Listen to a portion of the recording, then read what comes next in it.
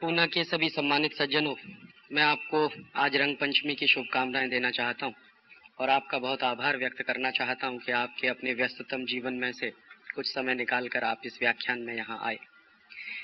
मैं यहाँ के चार्टर्ड अकाउंटेंट्स का जो एसोसिएशन है उसका बहुत आभारी हूँ कि उन्होंने मेरा ये व्याख्यान आयोजित किया।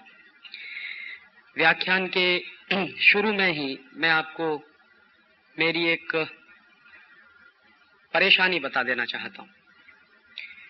मैं बेसिकली कभी भी अर्थशास्त्र का विद्यार्थी नहीं रहा।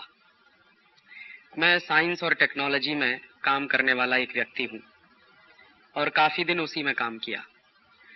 देश की हालतों ने मुझे मजबूर कर दिया कि इस अर्थशास्त्र को समझा जाए, और जैसे जैसे मैं अर्थशास्त्र को समझने की कोशिश कर रहा हूँ तो ऐसा लग रहा है कि ये अर्थशास्त्र नहीं है, अनर्थशास्त्र है। आपके बीच में आया हूँ जो कुछ पिछले वर्षों में समझ पाया हूँ उसको शेयर करने के लिए, और अगर उसमें से कोई दिशा बनती हो तो आपसे मेरा निवेदन है कि इन बातों को सिर्फ यहाँ सुनकर ना चले जाएं आप। अगर जरूरत पड़े तो इन प्रश्नों पर आगे भी बहस चलाएं, क्योंकि ये देश के आर्थिक आज़ादी से जुड़े हुए प्रश्नों में से एक बहुत महत्वपूर्ण प्रश्न है। एक इतिहासकार हुआ है टॉयनबी, उसका एक बहुत प्रचलित वाक्य है, सारी दुनिया में बहुत मशहूर है। वो कहा करता था अक्सर, always economic subjugation leads political subjugation. अगर किसी देश में आर्थिक रूप से गुलामी आ जाती है तो फिर राजनीतिक गुलामी आती ही है। तो कहीं इस देश में जो दुर्घटनाएं घटित हो रही हैं उससे ऐसा लगने लगा है कि देश धीरे धीरे एक आर्थिक गुलामी में फंसता चला जा रहा है, और जो आर्थिक गुलामी में देश फंस रहा है उसके पीछे कोई नारे नहीं है, ठोस सच्चाइयां हैं, ठोस सबूत हैं जो ये सिद्ध कर रहे हैं कि देश आर्थिक गुलामी में फंस रहा है। 1991 में इस देश में एक सरकार बनी और उस सरकार ने ग्लोबलाइजेशन का एक नारा दिया। ग्लोबलाइजेशन का जो नारा दिया गया वो सिर्फ भारत में नहीं था, भारत जैसे तमाम विकासशील देशों में भी वो नारा चला। हमारे कई पड़ोसी देश थे, उदाहरण के लिए South Korea, Indonesia, Malaysia, Thailand, Hong Kong, Singapore, और फिर कुछ लैटिन अमेरिका के देश थे, Brazil, Costa Rica, Colombia, Chile, Argentina. तो कुछ ऐसे तमाम देश थे जिन्होंने एक साथ ये ग्लोबलाइजेशन का नारा देना शुरू किया। तो ये एक साथ जो ग्लोबलाइजेशन का नारा देना शुरू किया, और उसके बाद एक शब्द आया जिसमें अक्सर कहा गया न्यू इकोनॉमिक पॉलिसीज। तो हमारे देश में न्यू इकोनॉमिक पॉलिसीज और ग्लोबलाइजेशन ये दो ऐसे शब्द बन गए जिनको मंत्रों की तरह से जाप किया जाने लगा। जिस समय में ये ग्लोबलाइजेशन और लिबरलाइजेशन शुरू हुआ था उस दिन से आज तक मैं और मेरे कई साथी इस पूरी प्रक्रिया को बहुत बारीकी से समझने की कोशिश कर रहे थे, और हम ये समझना चाहते थे कि ये ग्लोबलाइजेशन है या कुछ और भी है इसके साथ। तो जब ये ग्लोबलाइजेशन शुरू हुआ तो इसके साथ बहुत सारे वायदे थे, बड़ी बड़ी बातें थी। जो सबसे महत्वपूर्ण बात थी वो ये थी, आप शायद समझते होंगे उसको या आपको याद भी होगी कि 1990-1991 में हमारे देश की अर्थव्यवस्था में थोड़ी सी मंदी आ गई थी, कुछ रुकावट आ गई थी। तो उस मंदी और रुकावट को दूर करना है तो सिवाय ग्लोबलाइजेशन और लिबरलाइजेशन के इस देश के पास कोई रास्ता नहीं है, ऐसी बात पूरे देश में कही गई थी। और मुझे बराबर याद है कि हमारे देश के मूर्धन्य अर्थशास्त्रियों ने भी ये कहना शुरू कर दिया था कि चूंकि देश के पास विदेशी मुद्रा का भंडार बहुत कम हो गया है और हमारे पास मुश्किल से 3 सप्ताह का इंपोर्ट बिल चुकाने के बराबर मुद्रा है, तो हमको तो कुछ करना ही पड़ेगा। तो हमारे पास बैलेंस ऑफ पेमेंट की क्राइसिस हो गई थी। तो उस बैलेंस ऑफ पेमेंट की क्राइसिस को दूर करने के लिए हमारी सरकार ने आईएमएफ और वर्ल्ड बैंक के पास अप्रोच किया था लोन के लिए, पैसा लेने के लिए, कर्ज लेने के लिए। तो 1991 में जब आईएमएफ और वर्ल्ड बैंक के पास भारत की सरकार का पत्र गया कि भारत को तुरंत कर्जा चाहिए आईएमएफ और वर्ल्ड बैंक से, तो आईएमएफ और वर्ल्ड बैंक की जैसी की आदत है, उन्होंने सबसे पहले ये कहना शुरू कर दिया कि आपको हम कर्जा तो देंगे, लेकिन उसके साथ हमारी कुछ कंडीशनैलिटीज होंगी। तो आईएमएफ की तरफ से, वर्ल्ड बैंक की तरफ से भारत सरकार को कुछ कंडीशनैलिटीज पेश किए गए कि आप अगर इन शर्तों को पूरा करें तो हम आपको कर्ज देने को तैयार हैं। तो वो शर्तें क्या थी?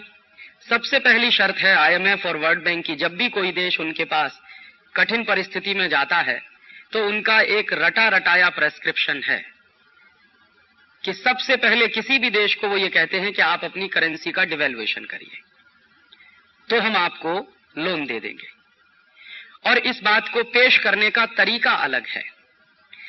वो ये कहते हैं कि आप अपनी करेंसी का डिवैल्यूएशन इसलिए करिए ताकि आपका एक्सपोर्ट ज्यादा हो जाए,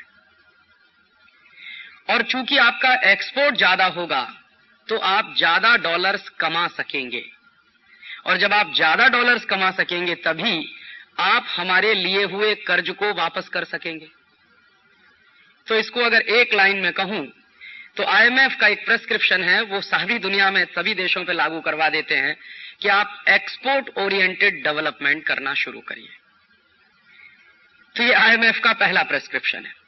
दूसरा उनका प्रेस्क्रिप्शन है कि आप जब एक्सपोर्ट ओरिएंटेड डेवलपमेंट करना शुरू कर देंगे तो फिर आप एक काम और करिए कि अपने देश का दरवाजा खोलिए ताकि मल्टीनेशनल कंपनियां आपके देश में आसानी से आ सकें, और उन मल्टीनेशनल कंपनियों पर आप जो पाबंदियां लगाते हैं, जो रिस्ट्रिक्शंस लगाते हैं, उनको आप कम से कम कर दीजिए या पूरी तरह से खत्म कर दीजिए ताकि आपके मार्केट में उनको व्यापार करने में कोई असुविधा ना हो।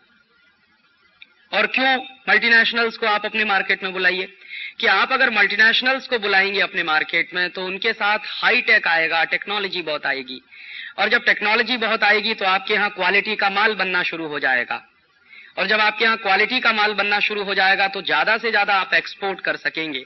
तो मल्टीनेशनल्स भी आके आपके एक्सपोर्ट में प्रमोशन करेंगे और आपके निर्यात को बढ़ाएंगे। तीसरा प्रेस्क्रिप्शन उनका अक्सर ये रहा करता है कि आप अपने इंटरनल मार्केट में जो डोमेस्टिक इंडस्ट्री को प्रोटेक्शन देते हैं वो प्रोटेक्शन देना बंद करिए। और अगर आप डोमेस्टिक इंडस्ट्री को प्रोटेक्शन दे रहे हैं तो उसके बारे में आईएमएफ का ये मानना है कि आप एक कंजर्वेटिव इकोनॉमी को चलाने की कोशिश कर रहे हैं।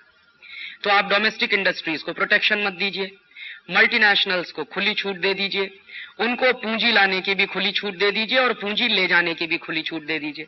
उनके ऊपर किसी तरह की पाबंदी नहीं होनी चाहिए और आप सब के सब फ्री ट्रेड के लिए अपने आप को तैयार कर लीजिए। फिर इसके बाद कुछ और बातें भी बताई जाती हैं। जैसे एक बात ये बताई जाती है कि भारत की इकोनॉमी कॉम्पिटिटिव नहीं है, तो जब तक आप अपना दरवाजा नहीं खोलेंगे तो आपकी इकोनॉमी में कंपटीशन नहीं आएगा, और आपकी इकोनॉमी में कंपटीशन नहीं आएगा तो आपके देश के कंज्यूमर्स को उसका बहुत नुकसान होगा। तो आपकी इकोनॉमी में कंपटीशन आना चाहिए, कंज्यूमर्स को उसका फायदा होना चाहिए। इसके लिए बहुत जरूरी है कि बड़े मल्टीनेशनल्स को भारत में या अपने बाजार में आप आने की खुली छूट दीजिए। और ऐसे ऐसे करके कुछ शर्तें वो बताते चले जाते हैं और दुनिया के बहुत सारे देश हैं जो उनको लागू करते चले जाते हैं। एक बात आपको और बता दूं कि आईएमएफ और वर्ल्ड बैंक की जो कंडीशनैलिटीज होती हैं वो सिर्फ दुनिया के गरीब या तीसरी दुनिया के देशों पर ही लागू होती है। जानकारी ये मैं आपको दे दूं कि अमेरिका और यूरोप के देश भी आईएमएफ से कर्ज लेते हैं, और अमेरिका और यूरोप के देश भी आईएमएफ और वर्ल्ड बैंक से जब कर्ज लेते हैं तो जो कंडीशनैलिटीज आईएमएफ वाले हमारे ऊपर लगाते हैं वो कभी अमेरिका के ऊपर नहीं लगाई जाती, क्योंकि वो हमेशा से ये मान के चलते हैं कि अमेरिकन इकोनॉमी तो पहले से ही ग्लोबलाइज्ड है। हालांकि ये सबसे बड़ा झूठ है कि अमेरिकन इकोनॉमी ग्लोबलाइज्ड है। दूसरा उनका ये मानना है कि अमेरिकन इकोनॉमी में बहुत कंपटीशन है। ये उससे भी बड़ा झूठ है कि अमेरिकन इकोनॉमी में बहुत कंपटीशन है। तीसरी बात कि अमेरिकन इकोनॉमी पूरी तरह से फ्री इकोनॉमी है। ये दुनिया का सबसे बड़ा झूठ है कि अमेरिकन इकोनॉमी फ्री इकोनॉमी है। और फिर उसके बाद यूरोप के बारे में भी कुछ इसी तरह की बातें होती हैं। तो मेरे मन में अक्सर ये प्रश्न उठता रहा है कि जब वर्ल्ड बैंक और आईएमएफ से अमेरिका भी कर्ज लेता है, यूरोप के देश भी कर्ज लेते हैं, तो उनके ऊपर कंडीशनैलिटीज नहीं लगाई जाती और हमारे जैसे देश जब उनसे कर्ज लेने के लिए जाते हैं तो उनके ऊपर तत्काल कंडीशनैलिटीज लागू कर दी जाती है। तो एक बार मन में आया कि ये वर्ल्ड बैंक और आईएमएफ की व्यवस्था जो चलती है इसके बारे में समझना चाहिए कि ऐसी कौन सी खास बात है कि वो यूरोप और अमेरिकन ब्लॉक पर कभी कोई कंडीशन नहीं लगाते, अमेरिकन और यूरोपियन ब्लॉक के लिए कभी भी वो शर्तें नहीं लगाते जो दूसरी दुनिया के, तीसरी दुनिया के देशों पर वो लगाते हैं। तो उसका इतिहास बिल्कुल स्पष्ट ये बताता है कि ये बना कैसे वर्ल्ड बैंक और IMF. Actually second world war में यूरोप और अमेरिकन इकोनॉमी तबाह हो गई थी। यूरोप को ज्यादा नुकसान हुआ था, अमेरिका को कुछ कम नुकसान हुआ था। तो यूरोप और अमेरिका की इकोनॉमी जब सेकेंड वर्ल्ड वॉर में पूरी तरह से तबाह हुई तो उस इकोनॉमी को फिर से खड़ा करने के लिए दो इंस्टीट्यूट का जन्म हुआ वर्ल्ड बैंक और आईएमएफ के नाम पे। ब्रेटन वुड नाम की एक जगह है अमेरिका में, एक गांव जैसा है, अभी थोड़ा बड़ा शहर हो गया है। वहां पर एक एग्रीमेंट हुआ था जिसमें 44 देशों के प्रधानमंत्री और राष्ट्रपति शामिल हुए थे। उन लोगों ने एक एग्रीमेंट किया था जिसका नाम है ब्रेटन वुड्स एग्रीमेंट। तो उस ब्रेटन वुड्स एग्रीमेंट के आधार पर आईएमएफ और वर्ल्ड बैंक का जन्म हुआ सेकेंड वर्ल्ड वॉर के बाद। तो जब से ये आईएमएफ और वर्ल्ड बैंक का जन्म हुआ है तब से वहां एक पॉलिसी चलती है। पॉलिसी ये चलती है कि आईएमएफ और वर्ल्ड बैंक में जो मेंबर कंट्रीज हैं वहां बिल्कुल डेमोक्रेसी नहीं है। वन मेंबर वन वोट कभी नहीं होता आईएमएफ में और ना वर्ल्ड बैंक में होता है। वहां अमेरिका के पास सबसे ज्यादा वोट्स हैं और अमेरिका का जो वोटिंग शेयर है आईएमएफ में और वर्ल्ड बैंक में भी वो करीब 20% है। माने अमेरिका अगर एक वोट डालता है तो उसकी जो कीमत है, अगर कुल वोट की कीमत 100 रुपया मानी जाए तो अमेरिका के वोट की कीमत 20 रुपए के बराबर होती है। बाकी 80 रुपए की कीमत में सारी दुनिया के देश हैं और उन देशों की संख्या लगभग 117 है। तो आईएमएफ और वर्ल्ड बैंक में कभी भी डेमोक्रेसी आया नहीं पाई है और आने वाली भी नहीं है, क्योंकि वो हमेशा से स्ट्रक्चर वैसा ही बनाकर रखना चाहते हैं। तो ये जो वर्ल्ड बैंक बना था वो इस बात के लिए बना था कि दुनिया के तमाम देशों को युद्ध के बाद, सेकेंड वर्ल्ड वॉर के बाद बहुत शॉर्ट टर्म के लोन की जरूरत पड़े, तात्कालिक कोई पेमेंट की जरूरत पड़े, बैलेंस ऑफ पेमेंट की क्राइसिस हो जाए तो आईएमएफ उसके लिए कर्ज बांटेगा और किसी देश को अपने इंफ्रास्ट्रक्चर के डेवलपमेंट के लिए लोन की जरूरत पड़े तो वर्ल्ड बैंक उसको बांटेगा। तो इस तरह से ये बंटवारा हुआ था। लेकिन इसमें एक बहुत महत्वपूर्ण बात है जो मुझे इन दोनों संस्थाओं के अध्ययन करने के बाद पता चली, जो सामान्य लोगों को मालूम नहीं होती। आईएमएफ और वर्ल्ड बैंक ट्विन इंस्टीट्यूट्स हैं, जुड़वा कह सकते हैं एक दूसरे का। और इसमें होता क्या है कि अगर कोई देश वर्ल्ड बैंक से कर्जा लेने के लिए जाए तो वर्ल्ड बैंक की तरफ से यह कहा जाता है कि आप आईएमएफ की कंडीशनैलिटीज को पूरा करिए। और इसी तरह से कोई देश अगर आईएमएफ के पास कर्ज लेने के लिए जाए तो वो कहते हैं कि आप वर्ल्ड बैंक की कंडीशनैलिटीज को पूरा करिए। माने क्रॉस कंडीशनैलिटीज का सिस्टम चलता है इन दोनों में। और उसमें होता क्या है, परोक्ष रूप से वो दोनों अपनी कंडीशनैलिटीज लागू करवा देते हैं इन गरीब देशों के ऊपर। और मैं कहना यह चाहता हूं कि वर्ल्ड बैंक और आईएमएफ की तरफ से दी गई कंडीशनैलिटीज या उनकी तरफ से दिए गए प्रेस्क्रिप्शन कभी रिफॉर्म्स नहीं हो सकते। ये रिफॉर्म शब्द का अपमान है। ये वर्ल्ड बैंक और आईएमएफ बने ही हैं अमेरिकन और यूरोपियन ब्लॉक की हेजेमनी को बनाए रखने के लिए। हमारे यहां क्या गलती हुई पिछले 7 वर्षों में? हमारे यहां प्रेस ने, खासकर अंग्रेजी प्रेस ने, आईएमएफ और वर्ल्ड बैंक के प्रेस्क्रिप्शन को रिफॉर्म्स के नाम पर प्रचारित करना शुरू कर दिया और आईएमएफ और वर्ल्ड बैंक की कंडीशनैलिटीज को ग्लोबलाइजेशन के रूप में प्रचारित करना शुरू कर दिया। ग्लोबलाइजेशन एक बहुत बड़ा व्यापक शब्द है और आईएमएफ और वर्ल्ड बैंक की कंडीशनैलिटीज एक बहुत छोटा शब्द है।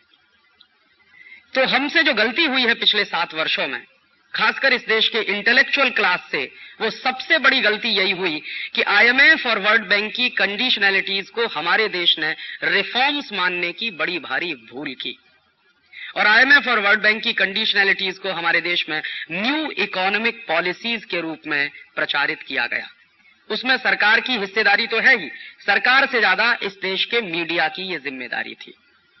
इस देश के लोगों को साफ साफ बताना चाहिए था कि ये जो कुछ भारत में हो रहा है वो विश्व बैंक और मुद्रा कोष की शर्तों के अनुसार हो रहा है, उसमें भारत सरकार अपनी खुशी से शामिल है, इस पे शक था। तो हमारे यहां 1991 में ये जो कुछ शुरू किया गया वो दुनिया के और भी कई देशों में शुरू किया गया, जैसा मैंने आपको उदाहरण दिया, साउथ कोरिया, इंडोनेशिया, मलेशिया वगैरह वगैरह। और ये जो south Korea, Indonesia, Malaysia type के देश थे, इन्होंने जो आईएमएफ, वर्ल्ड बैंक की कंडीशनैलिटीज थी, उनको ज्यादा तेजी के साथ और ज्यादा ईमानदारी के साथ लागू करना शुरू कर दिया। तो आईएमएफ की सबसे ज्यादा ईमानदारी के साथ अगर किसी देश ने रिफॉर्म्स को अपने यहां चलाया पूरी ईमानदारी से, तो वो देश है south Korea. South Korean government ने 91 से लगातार जो आईएमएफ ने कहा, जो वर्ल्ड बैंक ने कहा, वैसा ही किया, क्योंकि हर बार उनको लोन लेना था शॉर्ट टर्म का आईएमएफ से, तो हर बार उन्होंने उनकी कंडीशनलिटीज को मानना शुरू कर दिया।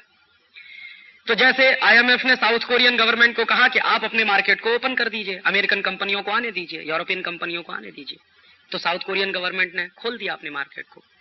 दूसरी बात साउथ कोरियन गवर्नमेंट से कही आईएमएफ के ऑफिसर्स ने कि आपके देश का जो पब्लिक सेक्टर है, माने साउथ कोरियन पब्लिक सेक्टर जो है, इसको भी खुला छोड़ दीजिए और आप इनका प्राइवेटाइजेशन शुरू कर दीजिए, क्योंकि इस पब्लिक सेक्टर को खामखा बोझे की तरह से ढोते रहेंगे आप अपने छाती पर, तो ये आपके लिए नुकसान देगा। तो साउथ कोरियन गवर्नमेंट ने वो भी कर दिया। तीसरी बात साउथ कोरियन गवर्नमेंट से कही आईएमएफ के ऑफिसर्स ने कि अब आप अपनी करेंसी का डिवैल्यूएशन भी कर दीजिए ताकि आपका एक्सपोर्ट बहुत बढ़ जाए। तो साउथ कोरियन गवर्नमेंट ने वो भी कर दिया, डिवैल्यूएशन भी कर दिया उनकी अपनी करेंसी का। तो कुछ 1-2 साल उनका एक्सपोर्ट भी काफी तेजी से होने लगा। फिर चौथी बात उन्होंने ये कहना शुरू किया कि आपके अपने मार्केट में जो डोमेस्टिक इंडस्ट्रीज हैं साउथ कोरिया की, उनके ऊपर जो आपने प्रोटेक्शन दे रखे हैं, उन प्रोटेक्शंस को विड्रॉ कर लीजिए, ताकि south Korean industries American industries के साथ कंपटीशन में आ सकें। और कंपटीशन जब आएंगी साउथ कोरियन इंडस्ट्रीज, तो अमेरिकन कंपनियों से ताकतवर मुकाबला होगा, तो उनकी क्वालिटीज इंप्रूव होंगी वगैरह वगैरह। उन्होंने वो भी कर दिया। फिर उसके बाद उन्होंने कहा कि आप अपने फाइनेंशियल मार्केट को खोल दीजिए। तो साउथ कोरियन गवर्नमेंट ने सियोल का जो स्टॉक एक्सचेंज है वो पूरी तरह से खोलकर अमेरिकी लोगों के हाथ में दे दिया कि ले लीजिए, आप चलाइए, हमने इतना खोल दिया पूरे मार्केट को। फिर उसके बाद उन्होंने एक और बात कही कि साउथ कोरिया में बहुत पहले से डोमेस्टिक इंडस्ट्री को प्रोटेक्ट करने के लिए एंटी डंपिंग हुआ करते थे। तो साउथ कोरियन गवर्नमेंट को कहा आईएमएफ के ऑफिसर्स ने कि अब आप अपने एंटी डंपिंग लॉज भी विड्रॉ कर लीजिए। साउथ कोरियन गवर्नमेंट ने वो भी कर लिया।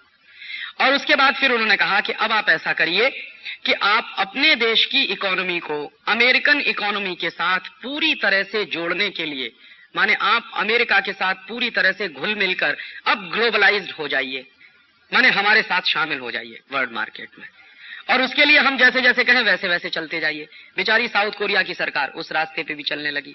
और मैं आपको इसी समय एक दूसरी बात कहना चाहता हूं कि जिस समय ये सब कुछ साउथ कोरिया में हो रहा था, उसी समय हमारे देश के पार्लियामेंट में हमारे ex finance minister doctor Manmohan Singh ने एक बहुत लंबा भाषण दिया है, 1.5 घंटे का। उस भाषण की कॉपी मेरे पास है और वो पार्लियामेंट की प्रोसीडिंग्स में छपा हुआ भाषण है। तो डॉक्टर मनमोहन सिंह पार्लियामेंट में कह रहे हैं, भारतीय संसद को संबोधित करते हुए कह रहे हैं कि हमको रिफॉर्म से डरने की कोई जरूरत नहीं है। हमारे देश में कुछ लोग हैं, वो नाम तो नहीं ले रहे हैं, शायद उनमें मेरे जैसे लोग भी शामिल होंगे, तो वो कह रहे हैं कि हमारे देश में कुछ लोग हैं जो ग्लोबलाइजेशन के बारे में गलत प्रचार कर रहे हैं पूरे देश में, और ग्लोबलाइजेशन से तो बहुत फायदा होने जा रहा है इस देश को, और ये ग्लोबलाइजेशन अगर 2-3 साल इस देश में चालू रहा और लागू रहा तो शायद इस देश में हम बहुत तरक्की कर लेंगे। जितनी तरक्की पिछले 40 साल में नहीं हो पाई, वो अगले हम 5 साल में करने जा रहे हैं।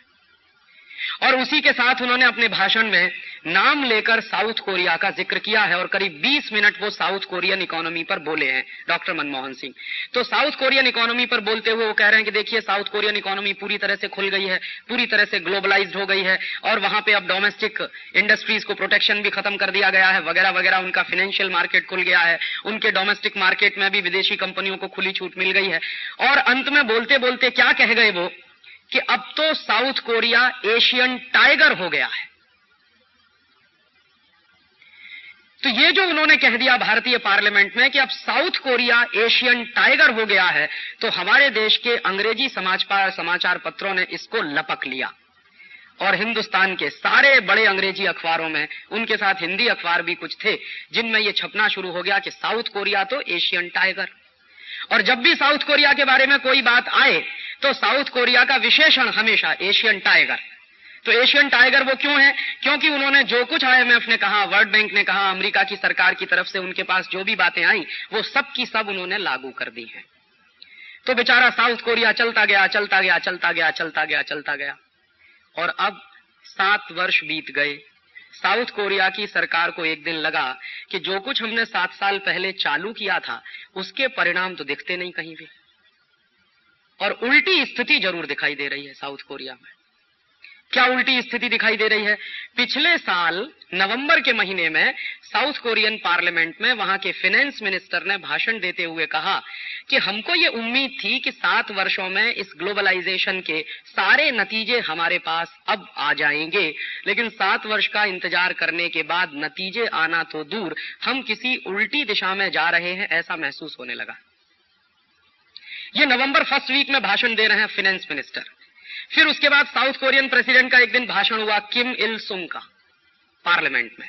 तो प्रेसिडेंट ने कहना शुरू कर दिया है कि हमको अब ग्लोबलाइजेशन और लिबरलाइजेशन पर एक व्हाइट पेपर तैयार करना चाहिए और साउथ कोरियन पार्लियामेंट में उसको पेश करना चाहिए, ताकि पता चले कि पिछले 7 साल में नुकसान कितना हुआ है, फायदा कितना हुआ है। और अभी ये बात चल ही रही थी कि हम जो है व्हाइट पेपर तैयार करेंगे और पार्लियामेंट में पेश करेंगे, उसके तीसरे या चौथे दिन अखबारों में खबर आई कि सियोल का पूरा स्टॉक एक्सचेंज का मार्केट कोलैप्स हो गया। और जिन साउथ कोरियन कंपनियों के शेयर्स के दाम सामान्य रूप से कभी गिरे नहीं, वो जमीन पर औंधे मुंह पड़े हैं। अचानक से अखबारों में ये खबर आई, और उसी खबर के 1 सप्ताह के अंदर साउथ कोरियन प्रेसिडेंट किम इल सुंग का एक दूसरा स्टेटमेंट आ गया, जिसमें उन्होंने कह दिया कि हम तो पूरी तरह से बर्बाद हो गए हैं। और दोनों हाथ उठाकर उन्होंने सरेंडर कर दिया। वो गए कहां? उसी समय वर्ल्ड इकोनॉमिक फोरम की एक मीटिंग चल रही थी। तो वर्ल्ड इकोनॉमिक फोरम की मीटिंग में साउथ कोरिया का एक प्रतिवेदन भेजा गया प्राइम मिनिस्टर और प्रेसिडेंट की तरफ से। साउथ कोरिया के एक मिनिस्टर ने उसको पढ़ा, और वर्ल्ड इकोनॉमिक फोरम की मीटिंग में साउथ कोरियन प्रेसिडेंट और प्राइम मिनिस्टर की तरफ से जो पत्र पढ़ा गया, उसके जो शब्द थे वो क्या, कि हम पूरी तरह से डूब गए हैं। ये ग्लोबलाइजेशन और लिबरलाइजेशन ने हमको कहीं का नहीं छोड़ा, और अब हम दुनिया के लोगों से और दुनिया के तमाम वित्तीय संस्थाओं के अधिकारियों से अपील करना चाहते हैं कि वो हमारे ऊपर जितना कर्ज है उसको माफ कर दें, क्योंकि हम उस कर्ज को चुकाने की भी स्थिति में नहीं है। और मैं भूलता नहीं, उस प्रेसिडेंट का जो शब्द है वो ये है कि हम पूरी तरह से बैंकरप्ट हो गए हैं। और उसके बाद एक दूसरी चिट्ठी गई है उसकी, और उस दूसरी चिट्ठी में उसने आईएमएफ और वर्ल्ड बैंक के ऑफिसर से कहा कि हमने तो आपके कहे हुए दिशा निर्देशों का ही इस्तेमाल किया पूरी तरह से, और पूरी ईमानदारी के साथ हमने ग्लोबलाइजेशन को लागू किया अपने देश में, लेकिन नतीजा यह है कि हम बैंकरप्ट हो चुके हैं। अब हम आपका एक भी पैसे का कर्ज वापस नहीं चुका सकते। लिहाजा या तो आईएमएफ हमारे सारे के सारे कर्जे को माफ कर दे, या फिर हमको नया कर्ज दिया जाए ताकि हम पुराने कर्जे का ब्याज चुका सकें। तो आईएमएफ ने उनकी इस बात को स्वीकार करते हुए कह दिया कि हम आपको कर्ज देने को तैयार हैं। तो कितना कर्ज आपको चाहिए? तो साउथ कोरियन प्रेसिडेंट ने मांग की $60 बिलियन। तो आईएमएफ ने कहा कि बिल्कुल ठीक, हम आपको $60 बिलियन का लोन दे देंगे, बस एक छोटी सी हमारी आखिरी शर्त है कि आप साउथ कोरिया की सारी नेशनल असेट्स हमारे पास गिरवी रख दीजिए, मॉर्गेज रख दीजिए। अब साउथ कोरियन प्रेसिडेंट और वहां की सरकार की स्थिति यह है जैसी वो होती है ना सांप छछूंदर वाली, या मरता क्या ना करता। तो देख रहे हैं कि डूबने वाले हैं, मर गए तो क्या ना करें, तो उन्होंने उस पर भी साइन कर दिए। और आज स्थिति ये है कि साउथ कोरिया की जो नेशनल असेट्स हैं, जो उनकी नेशनल प्रॉपर्टी है, वो गिरवी रखी जा चुकी है। और साउथ कोरिया में इतना जबरदस्त कंपटीशन हुआ है पिछले 7 वर्षों में कि साउथ कोरिया के सारे पब्लिक सेक्टर के कारखाने अमेरिकी कंपनियों के कंट्रोल में चले गए।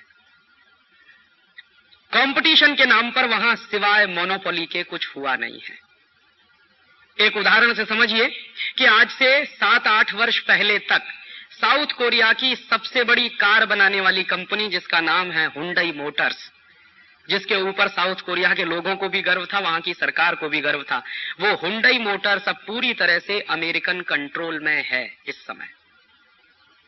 और हुंडई मोटर्स पर जब पूरी तरह से अमेरिकन कंट्रोल एस्टेब्लिश हुआ तो अमेरिकन कंपनी जनरल मोटर्स ने उसको टेक ओवर करने के बाद जो सबसे पहला काम किया वो ये कि हुंडई मोटर्स में जितने साउथ कोरियन वर्कर्स काम करते थे उनको रिट्रेंच कर दिया और सड़क पे खड़ा कर दिया।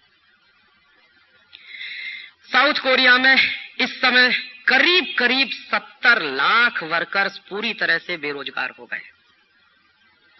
ये हुंडई मोटर्स तो उसका एक एग्जाम्पल है।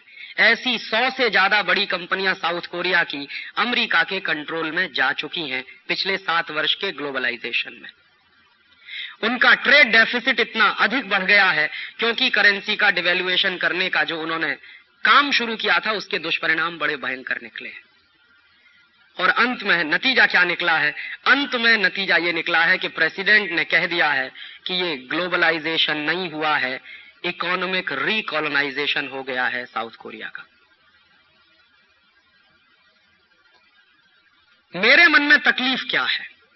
मेरे मन में तकलीफ यह है कि जिस साउथ कोरिया के बारे में मेरे पार्लियामेंट में एशियन टाइगर कहा गया था, जिस साउथ कोरिया के बारे में पिछले 7 साल से पानी पी पी कर कसीदे पढ़े जा रहे थे, उस साउथ कोरिया के बारे में आज साउथ कोरिया जब कोलैप्स हो गया है तो ना तो डॉक्टर मनमोहन सिंह का कोई स्टेटमेंट आया है, ना पी चिदंबरम का कोई स्टेटमेंट आया।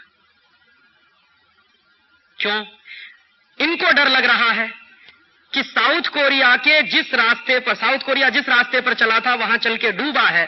अब अगर हमने कुछ कहना शुरू किया तो इस देश के सामने हमारी भी पोल पट्टी खुल जाएगी, क्योंकि हमने भी रास्ता तो वही पकड़ा है जो साउथ कोरियन गवर्नमेंट ने पकड़ा था 1991 में। और मैं इंतजार कर रहा हूं। साउथ कोरिया जब कोलैप्स हुआ उसके बाद लगातार 15 दिन मैंने हर अखबार पढ़ा, देखें हिंदुस्तान के फाइनेंस मिनिस्टर क्या कहते हैं, देखें हिंदुस्तान के एक्स फाइनेंस मिनिस्टर क्या कहते हैं, देखें हिंदुस्तान के वो तमाम अर्थशास्त्री क्या कहते हैं जिन्होंने हिंदुस्तान में ढोल पीट पीट कर ग्लोबलाइजेशन का समर्थन किया था, और देखें हिंदुस्तान के वो बड़े इंस्टीट्यूट क्या कहते हैं जो इस देश में उद्योगपतियों के सुरक्षा का दावा करने वाले इंस्टीट्यूट हैं, वो क्या कहते हैं साउथ कोरिया के बारे में। आज तक किसी ने मुंह नहीं खोला है। एसोचैम में मैं गया, मैंने पूछा कि क्यों नहीं बोलते इस पर। कहने लगे राजीव भाई किस मुंह से बोलें। फिक्की के लोगों को कहा कि आप क्यों नहीं बोलते इस पर, तो कहने लगे किस मुंह से बोलें, हम ही तो थे जो ढोल पीट पीट के कह रहे थे कि ग्लोबलाइजेशन हिंदुस्तान में स्वर्ग ले आएगा। अब हम कैसे कहें इस बात को। और अब साउथ कोरियन फाइनेंस मिनिस्टर के स्टेटमेंट को मैं कोट करना चाहता हूं। उनका यह कहना है कि पिछले 7 साल में जो बर्बादी हो गई है हमारी अर्थव्यवस्था की, इस बर्बादी को अगर हम ठीक करें और अपने देश को फिर से खड़ा करने की कोशिश करें तो हमको कम से कम 20 साल लग जाएंगे।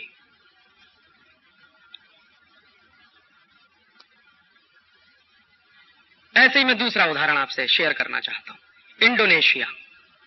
इंडोनेशिया वो देश है जहां स्टेबल गवर्नमेंट है पिछले 40 साल से, 45 साल से।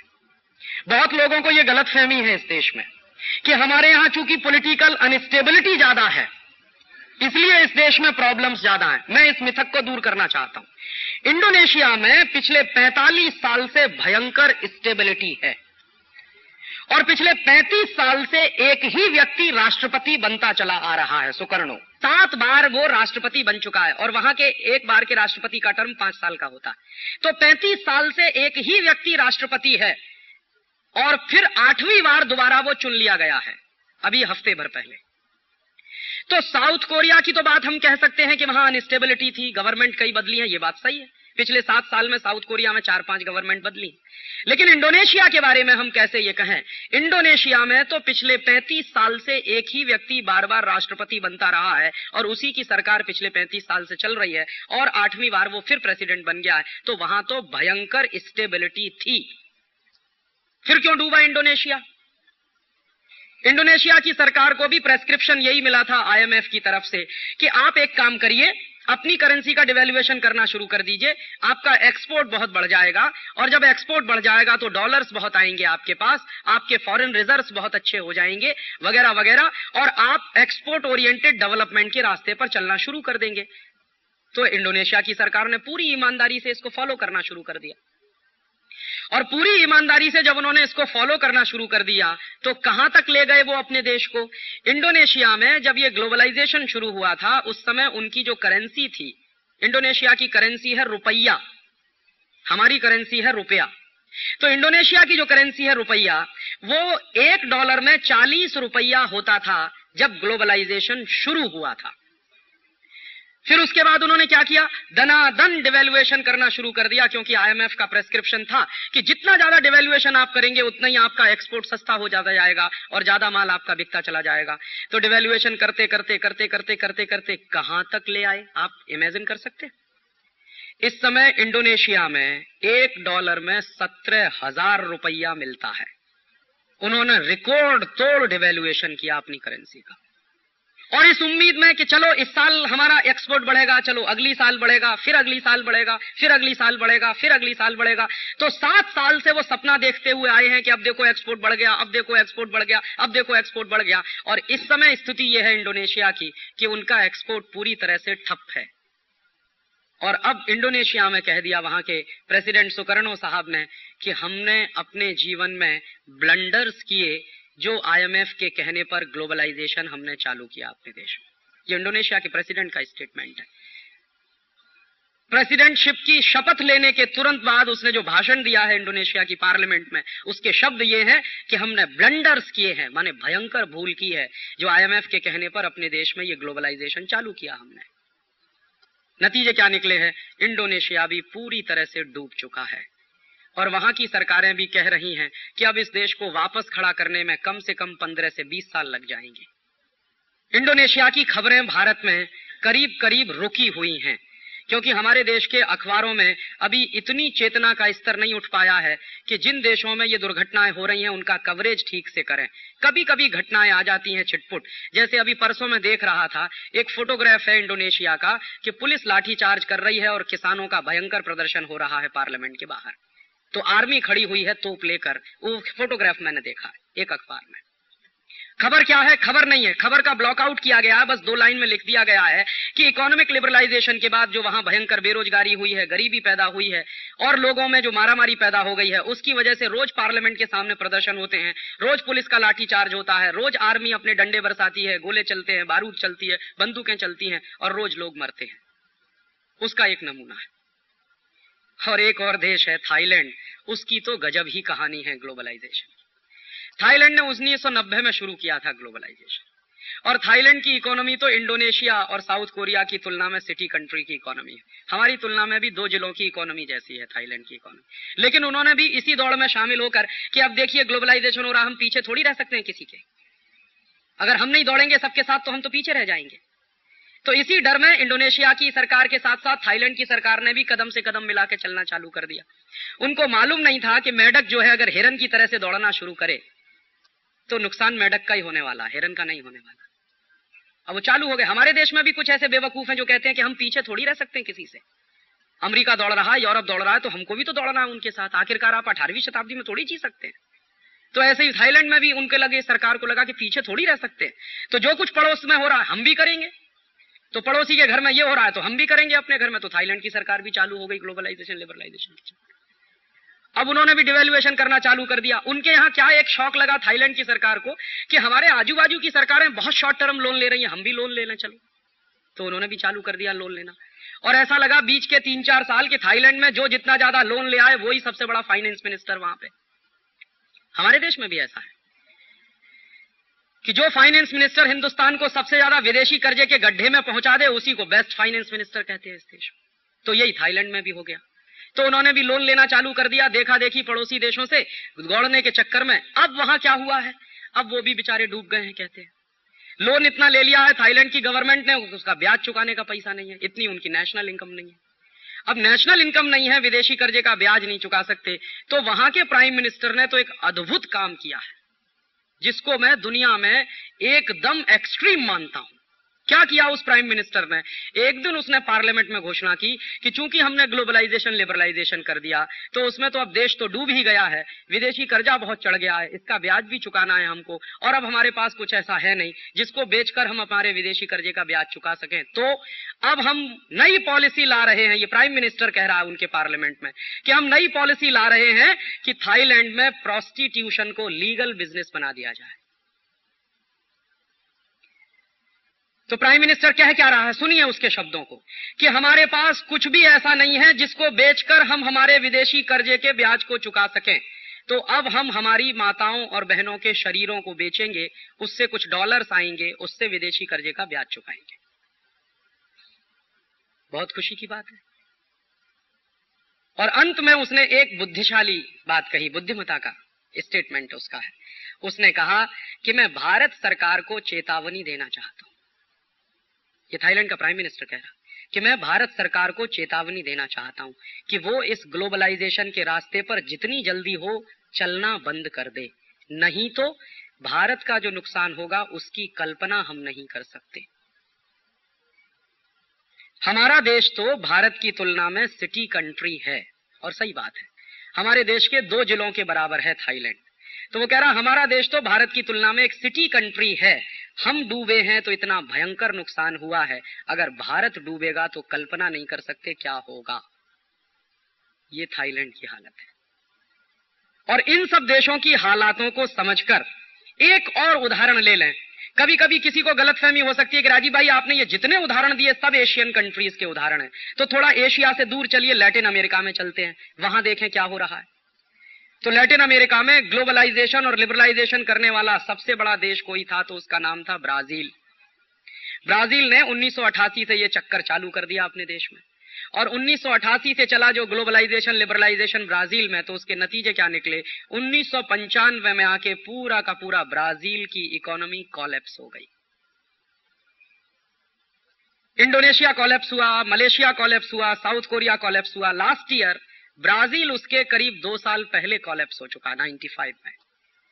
और पूरी की पूरी ब्राजीलियन इकोनॉमी जब डूब गई तब वहां एक नए तरह की रेनेसांस की बात हुई। और क्या हुआ? एक बिल्कुल यंग एज का 37 साल का एक नौजवान निकला वहां से ब्राजील में, और उसने एक नारा दिया, be Brazilian and buy Brazilian, माने स्वदेशी उनके लिए। और चला ब्राजील में 2-2.5 साल स्वदेशी का आंदोलन। उस आंदोलन की गर्मी पर वो नौजवान प्रेसिडेंट बनकर पहुंचा, ब्राजील के पार्लियामेंट में पहुंच गया, और उस नौजवान ने पूरे देश की इकोनॉमी को बिल्कुल यू टर्न दे दिया है। और ब्राजील की इकोनॉमी को उस नौजवान ने, जिसको पॉलिटिक्स का अनुभव नहीं है बिल्कुल, लेकिन अपने देश से प्यार है उस आदमी को, उसकी देशभक्ति पर कभी संदेह नहीं हो सकता, उसने कहा कि यह दुनिया में कौन कहता है कि IMF और वर्ल्ड बैंक की पॉलिसीज पर चलकर ही विकास होता है, और यह दुनिया में कौन कहता है कि अमेरिका जिस रास्ते से चलकर विकसित हुआ है उसी रास्ते पर चलकर हम विकसित होंगे।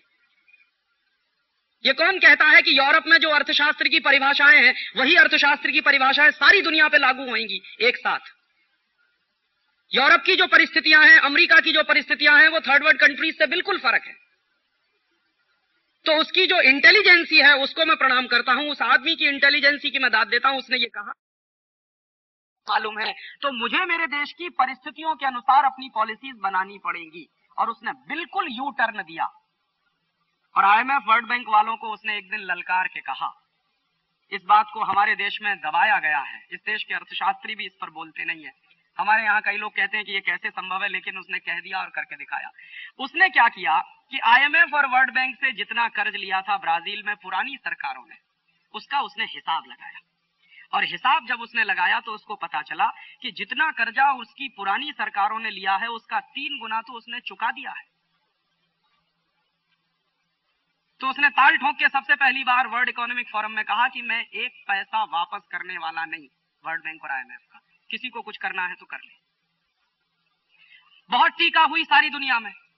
और बहुत बड़े अर्थशास्त्री हैं जो प्रो अमेरिकन और प्रो यूरोपियन लॉबी के अर्थशास्त्री हैं, जिनके स्कूल ऑफ थॉट्स में वही बातें चलती हैं जो हार्वर्ड स्कूल में चलती हैं, लंदन स्कूल ऑफ इकोनॉमिक्स में चला करती हैं। उन्होंने आलोचना करना शुरू किया कि अरे ये कैसे हो सकता है, आपने जो कर्ज लिया है, आपकी वो लाइबिलिटीज है, आप उसको चुकाएंगे नहीं तो आप तो बहुत गलत काम कर रहे हैं, गलत परंपरा डाल रहे हैं। उसने दो टूक बात कहना शुरू किया कि मैंने जितना कर्ज लिया है उससे 3 गुना ज्यादा मैंने चुका दिया है, इसलिए मेरा कर्ज तुम्हारे ऊपर है,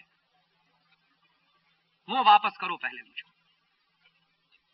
और घोषित रूप से उसने कह दिया कि अमेरिका में अगर दम है तो ब्राजील पर आक्रमण करके देख ले, क्योंकि ब्राजील अमेरिका के बिल्कुल नजदीक है।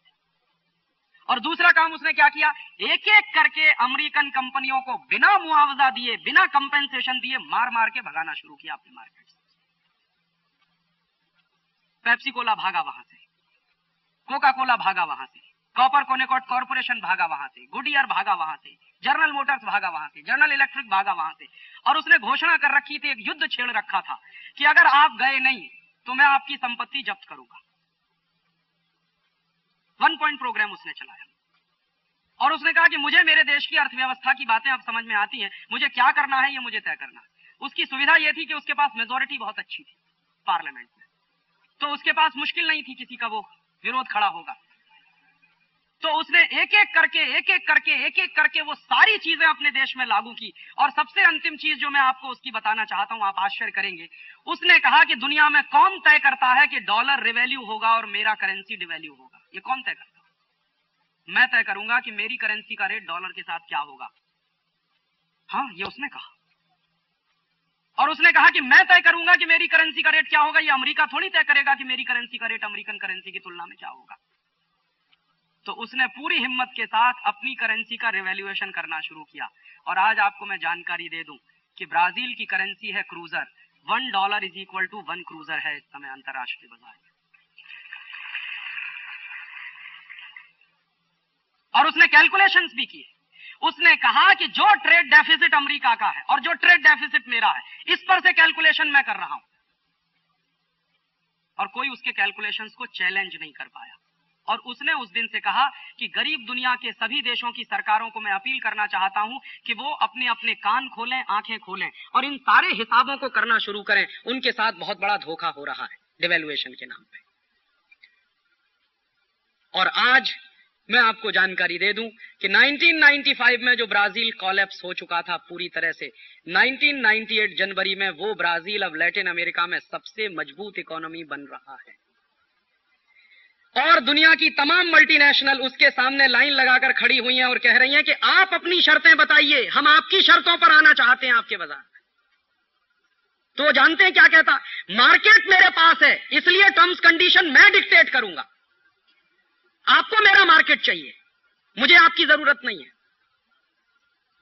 और हमारे यहां बहुत जो खिसियानी हंसने वाले लोग हैं ना, वो कहते हैं बैगर्स आर नो चूजर्स।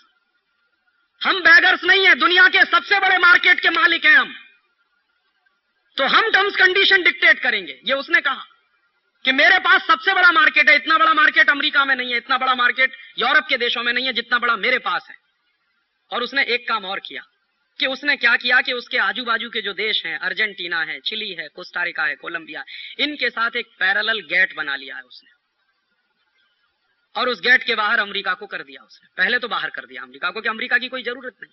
फिर अमेरिका वाले सामने से आके सरेंडर करके कह रहे भाई हमको भी शामिल करो इसमें, अगर हम शामिल नहीं होंगे तो हमारी इकोनॉमी डूबने जा रही है। क्योंकि आपको जानकारी नहीं है, अमेरिका में प्राइमरी प्रोडक्ट्स लैटिन अमेरिका से जाते हैं। अगर लैटिन अमेरिका वाले अपने दरवाजे बंद कर दें और ये तय कर लें कि हम जो प्राइमरी प्रोडक्ट्स अमेरिका को भेज रहे हैं ये अमेरिका में नहीं जाएंगे, हम एशिया में भेजेंगे या यूरोप में भेजेंगे, अमेरिका दम तोड़ सकता है। इसलिए अमेरिका वालों ने सामने से रिक्वेस्ट करके उनके साथ उसमें ज्वाइन करने की बात कहना शुरू किया। तो उसने अमेरिका को ज्वाइन कराया, लेकिन अमेरिका की नाक रगड़वा दी उस एक आदमी ने। और उसने ये सिद्ध कर दिया कि अमेरिका सिर्फ कागजी शेर है, उसमें कोई दम वम नहीं है। और उस ब्राजील को उसने बिल्कुल यू टर्न देकर अपने तरीके के, अपने सपनों के ब्राजील को बनाने के रास्ते पर कदम रख दिया है। और वो इकोनॉमी जो चला रहा है, वो इकोनॉमी कुछ ऐसी खास बात नहीं है। वो स्वदेशी का बहुत स्ट्रॉन्ग सपोर्टर है और वो कहता है कि कोई माल मेरे देश में पैदा होता है और मेरे देश की इकोनॉमी में मेरे देश के लोगों को उससे रोजगार मिलता है, तो मैं क्यों ना वो माल इस्तेमाल करूं, विदेशी माल क्यों खरीदूं अपनी मार्केट में। ये उसका एक छोटा सा सर्वमान्य प्रिंसिपल है। तो ये दो परिस्थितियां अलग अलग कि एक तरफ एशियन देश हैं जो डूबे हैं और एक तरफ लैटिन अमेरिका में जो सबसे ज्यादा बर्बाद होकर उभर रहा है ब्राजील। ये दो कहानी हम सबके सामने है और तब इन दो कहानियों के रेफरेंस के साथ मैं मेरे देश की चर्चा आपसे करना चाहता हूं कि मेरे देश में क्या हो रहा है। मेरे देश में भी 1991 से ग्लोबलाइजेशन हो रहा है और हमारे यहां भी ग्लोबलाइजेशन के नाम पर हमारे देश की इकोनॉमी में जो रिसेशन आया था 1990-91 में, उस रिसेशन को दूर करने के लिए ग्लोबलाइजेशन की बात कही गई थी। इसको मत भूलिए, बार बार मैं रेखांकित करना चाहता हूं। 1990 के इकोनॉमिक रिसेशन को दूर करने के लिए ग्लोबलाइजेशन हुआ था, एक बात। और दूसरी बात, हमारे पास इंपोर्ट बिल भरने का पैसा नहीं है, सिर्फ 3 सप्ताह का बिल हम दे सकते हैं।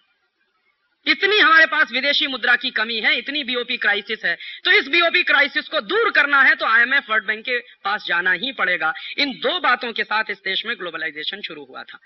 तो क्या क्या किया हमारी सरकार ने? हमारी सरकार ने वो सब कुछ लागू किया जो आईएमएफ ने कहा, वर्ल्ड बैंक ने कहा। बस इतनी सी बात थी कि आईएमएफ और वर्ल्ड बैंक ने जो कुछ हमारी सरकारों से कहा उसको थोड़े कम स्पीड से इस देश में लागू किया गया। अच्छा ही हुआ, नहीं तो हमारी हालत अब तक साउथ कोरिया जैसी हो गई होती। देर नहीं लगी होती हमको भी वो हालत में पहुंचने में। तो शुरू हुए इस देश में रिफॉर्म्स। तो सबसे पहला काम क्या हुआ? करेंसी का डिवैल्यूएशन किया गया। तर्क क्या था उसके पीछे कि हम जब भारतीय करेंसी का अवमूल्यन करेंगे तो हमारा एक्सपोर्ट बहुत बढ़ जाएगा और एक्सपोर्ट बढ़ जाएगा तो डॉलर्स बहुत आएंगे, डॉलर्स बहुत आएंगे तो हम इंपोर्ट अच्छे से कर सकेंगे, इंपोर्ट अच्छे से कर सकेंगे तो टेक्नोलॉजी अच्छी आ सकेगी, वगैरह वगैरह। फिर उसके साथ ढेर सारी बातें जुड़ी हुई हैं। तो मैं जानना चाहता हूं आप सबसे, आप तो सब ज्यादा विद्वान लोग हैं, आप तो ज्यादा पढ़े लिखे लोग हैं, मैं तो अर्थशास्त्र ज्यादा समझता नहीं, कि 1990 में जो इकोनॉमिक रिसेशन था मार्केट में और आज जो इकोनॉमिक रिसेशन है, इसके बारे में आप कुछ कंपैरिजन कर सकते हैं? फिक्की के लोगों का ये मानना है, ये मेरा मानना नहीं है। फिक्की में मेरा लेक्चर हो चुका है पिछली बार बंबई में और एसोकेम के भी लोग भी उसमें आए थे। उनका ये मानना है कि राजीव भाई 1990-91 में जो रिसेशन था भारत के बाजार में, उससे कम से कम 10 टाइम्स ज्यादा रिसेशन इस समय है भारत के बाजार में।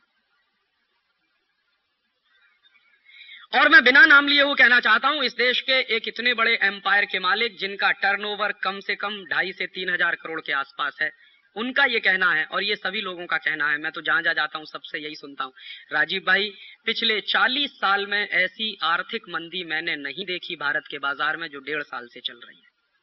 तो पिछले 40 साल में ऐसी मंदी अगर नहीं आई भारत के बाजार में जो पिछले 1.5 साल से चल रही है, तो प्रश्न उठता है कि हमारे यहां तो ग्लोबलाइजेशन मंदी दूर करने के लिए शुरू हुआ था।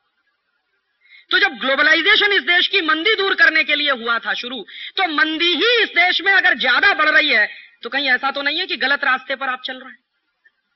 अगर आप डॉक्टर के पास जा रहे हैं और डॉक्टर साहब आपको दवा दे रहे हैं, दवा लगातार खाने के बाद भी आपका टेम्परेचर बढ़ता चला जा रहा है, तो क्या बुद्धिमानी आप करना पसंद करेंगे? उसी डॉक्टर पर भरोसा करेंगे जो टेम्परेचर इतना बढ़ा चुका है कि आपकी मृत्यु हो जाए, या कोई नया डॉक्टर पसंद करेंगे? बुद्धिमानता क्या कहती है? अगर आप इडियट होंगे तो वो जो डॉक्टर पिछले कुछ वर्षों से आपके ऊपर एक्सपेरिमेंट कर रहा है उसी को एक्सपेरिमेंट करते देने देंगे और हो सकता है उसमें आपका घर भी चला जाए, आपका स्वास्थ्य भी चला जाए और आप भी चले जाएं। और अगर आप इंटेलिजेंट होंगे तो तुरंत अपना डॉक्टर बदलेंगे। क्यों? क्योंकि आपको डॉक्टर की बुद्धि पर कहीं ना कहीं एक क्वेश्चन मार्क लगना शुरू हो जाएगा कि कहीं ऐसा तो नहीं कि डॉक्टर का डायग्नोसिस गलत हो। मान लीजिए बीमारी आपको कुछ और है और डॉक्टर दवा कुछ और दे रहा है, तो उसका साइड इफेक्ट है कि टेम्परेचर बढ़ता चला जा रहा है, तो आपको तुरंत लगेगा कि शायद डॉक्टर का डायग्नोसिस गलत हो। या यह भी लग सकता है कि डॉक्टर का डायग्नोसिस गलत नहीं हो लेकिन डॉक्टर ने जो दवाएं प्रेस्क्राइब की हैं वो गलत हो। तो आप एक नहीं 10 डॉक्टर्स बदलना पसंद करेंगे, क्योंकि अपने जीवन के साथ रिस्क कोई नहीं लेना चाहता। तो देश की जिंदगी के साथ रिस्क कैसे लिया जा सकता है?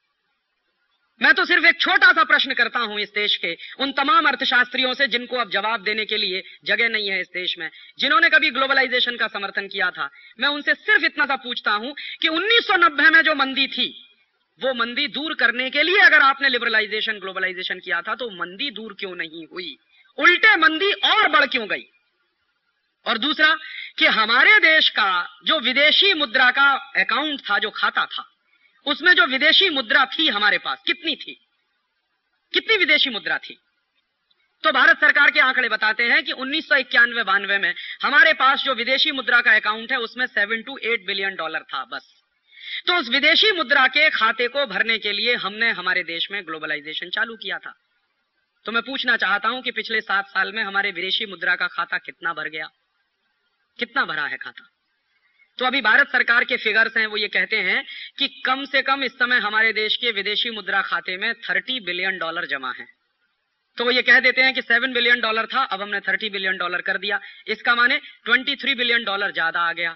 लेकिन प्रश्न ये है कि ये जो 23 बिलियन डॉलर ज्यादा आया, ये आया कहां से? तो मुझको बहुत संतोष होता कि ये आया है, भारत का माल बेचा है विदेशी बाजारों में, उससे कमाई हुई है। बहुत अच्छी बात है, आपने 23 बिलियन डॉलर की कमाई की है। लेकिन फिर मैंने जब एक बार पार्लियामेंट में सवाल पूछवाया, पिछला पार्लियामेंट जो डिसॉल्व हुआ, तो भारत सरकार का जवाब आया कि इसमें से अधिकांश आया है विदेशी कर्जे के रूप में। तो किस बात की पीठ ठोकें भाई आपकी? विदेशी कर्ज ले लिया है तो ये चुकाना भी पड़ेगा, ये आपकी कोई आमदनी तो है नहीं। और दूसरा भारत सरकार का ये कहना है कि इसमें 2 चीजों से ज्यादा प्रमुखता से पैसा आया है। एक तो ज्यादा आया है विदेशी कर्जे के रूप में, और दूसरा है FCNR डिपॉजिट। माने हमारे देश में फाइनेंशियल मार्केट जो खोला गया और विदेशों की जो वित्तीय पूंजी आना शुरू हुई, जो फाइनेंशियल कैपिटल आना शुरू हुई, उस फाइनेंशियल कैपिटल के माध्यम से कुछ पैसा आया है। तो ज्यादा पैसा विदेशी कर्जे के रूप में है और बचा हुआ पैसा फाइनेंशियल कैपिटल के रूप में। तो मैं आपको जानकारी दे दूं कि ये फाइनेंशियल कैपिटल किसी की सगी नहीं होती। ये आज आपके मार्केट में है, कल आपके मार्केट से सिंगापुर चली जाएगी, परसों हांगकांग चली जाएगी, फिर थाईलैंड चली जाएगी, फिर टोक्यो भी चली जाएगी। ये किसी की सगी नहीं होती। फाइनेंशियल कैपिटल के बारे में बिल्कुल भरोसा नहीं किया जा सकता। और किसी भी देश के बाजार में अगर ज्यादा फाइनेंशियल कैपिटल आ गया तो इसका मतलब यह भी नहीं है कि उस देश में उत्पादकता बढ़ गई है।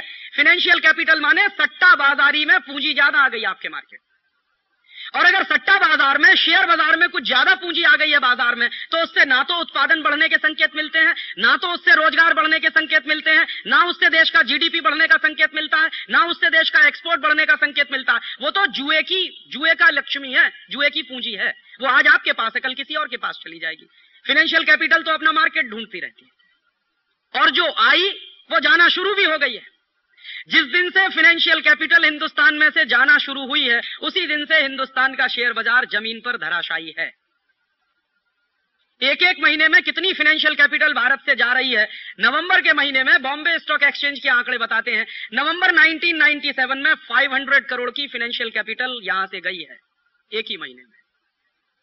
कैपिटल 2 तरह की होती है, एक तो जिसको मैं असली कैपिटल मानता हूं और एक उसको नकली कैपिटल। ये फाइनेंशियल कैपिटल वो नकली कैपिटल है, जिससे देश का ना तो उत्पादन बढ़ता है, ना देश में रोजगार बढ़ता है, ना देश का GDP बढ़ता है, कुछ भी फायदा नहीं होता। और असली कैपिटल होता है तो शायद उससे देश का कुछ फायदा होता है। तो असली कैपिटल का हुआ क्या? मैं अपनी बात नहीं कह रहा, 3 दिन पहले का नवभारत टाइम्स आप उठा के देख लीजिए, आज से ठीक 3 दिन पहले का। तो उसमें भारत सरकार के उद्योग मंत्रालय की तरफ से एक विज्ञप्ति छपी है। क्या विज्ञप्ति छपी है? उसमें उद्योग मंत्रालय कह रहा है कि पिछले 7 साल में हमने जितने एग्रीमेंट साइन किए विदेशी पूंजी भारत में लाने के, उसमें से सिर्फ 1/4 विदेशी पूंजी आई है। माने जितने प्रपोजल सैंक्शन हुए हैं पिछले 7 वर्षों में फॉरेन इन्वेस्टमेंट के, उन प्रपोजल्स में 25% प्रपोजल्स एक्चुअल इन्वेस्टमेंट में कन्वर्ट हो पाए हैं। पूंजी आई कहां है फिर मार्केट? आपने तो ढोल पीटा था कि पूंजी लेके आएंगे इस देश में, पूंजी क्यों नहीं आई आपके पास? और सच्चाई यह है कि जब इस देश में ढोल पीटा जा रहा था कि विदेशी पूंजी आएगी, विदेशी पूंजी आएगी, विदेशी पूंजी आएगी, और यह तर्क दिया जाता था, हमारे देश में कुछ अर्थशास्त्री यह तर्क भी देते हैं कि बाहर से इन्वेस्टमेंट के रूप में पूंजी आए वो ज्यादा अच्छा है बनिस्बत कर्जे में ली गई पूंजी के। तो उसका तर्क कहां जाता है? तर्क वहां तक जाता है कि हमने अगर कर्जे के रूप में पूंजी ले ली है बाहर से, तो उस पर जो इंटरेस्ट पेमेंट देना पड़ता है वो ज्यादा होता है बनिस्बत बाहर से आई हुई पूंजी पर लाभांश देने के। माने विदेशों से पूंजी आए, उस पर अगर डिविडेंड देना पड़े तो वो कम है बनिस्बत उसके कि बाहर से पूंजी आए और उस पर इंटरेस्ट पेमेंट देना पड़े। तो हिसाब लगा लीजिए, विदेशी पूंजी आई जिस पर लाभांश देना है वो सिर्फ 24%। तो क्या हुआ? इसका माने बाकी 75% कहां से आई? तो बाकी 75% आई है कर्जे के रूप में। ये सरकार खुद कह रही है, मैं नहीं कह रहा। 3 दिन पहले का नवभारत टाइम्स ये खबर दे रहा है। तो इसका माने ग्लोबलाइजेशन हैज फेल्ड 100%। क्योंकि जिन दो बड़े उद्देश्यों के लिए आपने ग्लोबलाइजेशन किया, वो दोनों उद्देश्य पूरे नहीं हुए आपके। तो हो क्या गया है, इसके उल्टा बहुत कुछ हो गया है इस देश में, जिसका विश्लेषण करना बहुत जरूरी है। और मैं मानता हूं कि पिछले 7 साल में जो कुछ इस देश में ग्लोबलाइजेशन के नाम पर हुआ है, उस पर व्हाइट पेपर आना ही चाहिए पार्लियामेंट में, ताकि पता तो चले कि किसने क्या क्या किया है इस देश में। तो पिछले 7 साल में क्या हो गया है, कुछ उसका एक अंदाजा हम लगा सकते कि ग्लोबलाइजेशन के नाम पर पिछले 7 वर्षों में हमारी करेंसी का 120% डिवैल्यूएशन हो चुका। मई के महीने में $1 18 रुपए का था, अब $1 40 रुपए का हो गया है। तो 120% डिवैल्यूएशन हो चुका है। इसका नतीजा क्या निकला कि आपका जो निर्यात है दुनिया के बाजारों में, जो एक्सपोर्ट है, वो एक्सपोर्ट खड्डे में जा रहा है आधे से ज्यादा। मतलब क्या है इसका कि पहले जब आप दुनिया के बाजार में $1 कमाने के लिए माल बेचते थे तो आपको 18 रुपए का माल बेचना पड़ता था। अब उसी $1 को कमाने के लिए जब आप माल बेचते हैं तो आपको 40 रुपए का माल बेचना पड़ता है। डॉलर तो एक ही आ रहा है ना, माल आपका 40 रुपए का जा रहा है। 1991 में उसी $1 की कमाई करने के लिए हमको 18 रुपए का माल बेचना पड़ता था। आज उसी $1 की कमाई करने के लिए हमको 40 रुपए का माल बेचना पड़ता है। बात बहुत स्पष्ट है कि 60% सामान हमारा खड्डे में जा रहा है, माने हम मुफ्त में दे रहे हैं, उसमें से कुछ आ नहीं रहा। और एक दूसरा नुकसान क्या हुआ कि बाहर से जो हम इंपोर्ट किया करते थे, वो इंपोर्ट का बिल बढ़ गया है। पहले हम अगर $1 का तेल खरीदते थे, डीजल खरीदते थे, तो उसके लिए 18 रुपया खर्च करना पड़ता था। अब वही $1 का डीजल और पेट्रोल खरीदने के लिए हमको 40 रुपया खर्च करना पड़ता है। निश्चित रूप से ऑयल पूल अकाउंट का डेफिसिट बढ़ा है पिछले 7 साल में, और सरकार खुद कहती है कि इस देश में पिछले 7 साल में ऑयल पूल अकाउंट का डेफिसिट लगभग 20,000 करोड़ के आसपास पहुंचा। तो नुकसान सबसे बड़ा आपका क्या हुआ कि एक्सपोर्ट तो आपका बढ़ा नहीं, शायद वॉल्यूम ऑफ एक्सपोर्ट बढ़ गया। इस तकनीकी बात को समझिए, पार्लियामेंट में कितना बड़ा झूठ बोला गया इन दो व्यक्तियों के द्वारा, मनमोहन सिंह और चिदंबरम के द्वारा। ये पिछले 7 साल से दोनों लोग पार्लियामेंट को गुमराह करते रहे हैं, और मैं मानता हूं कि इनके ऊपर केस चलना चाहिए। क्या गुमराह किया इन्होंने 7 साल से पार्लियामेंट में कि हमारे एक्सपोर्ट्स बढ़ रहे हैं। जब भी सवाल आया पार्लियामेंट में, मेरे जैसे लोगों ने 3-3 बार सवाल पूछवाया कि एक्सपोर्ट की स्थिति क्या है, तो हमेशा इन्होंने कहा कि एक्सपोर्ट्स बढ़ रहे हैं, एक्सपोर्ट्स बढ़ रहे हैं, एक्सपोर्ट्स बढ़ रहे हैं। तो आंकड़े क्या देते थे कि पिछले साल हमने इतने टन एक्सपोर्ट किया, इस साल इतना ज्यादा टन कर दिया है। तो और इन दोनों लोगों को इस देश के लोग सामान्य रूप से बड़ा भारी अर्थशास्त्री बताते।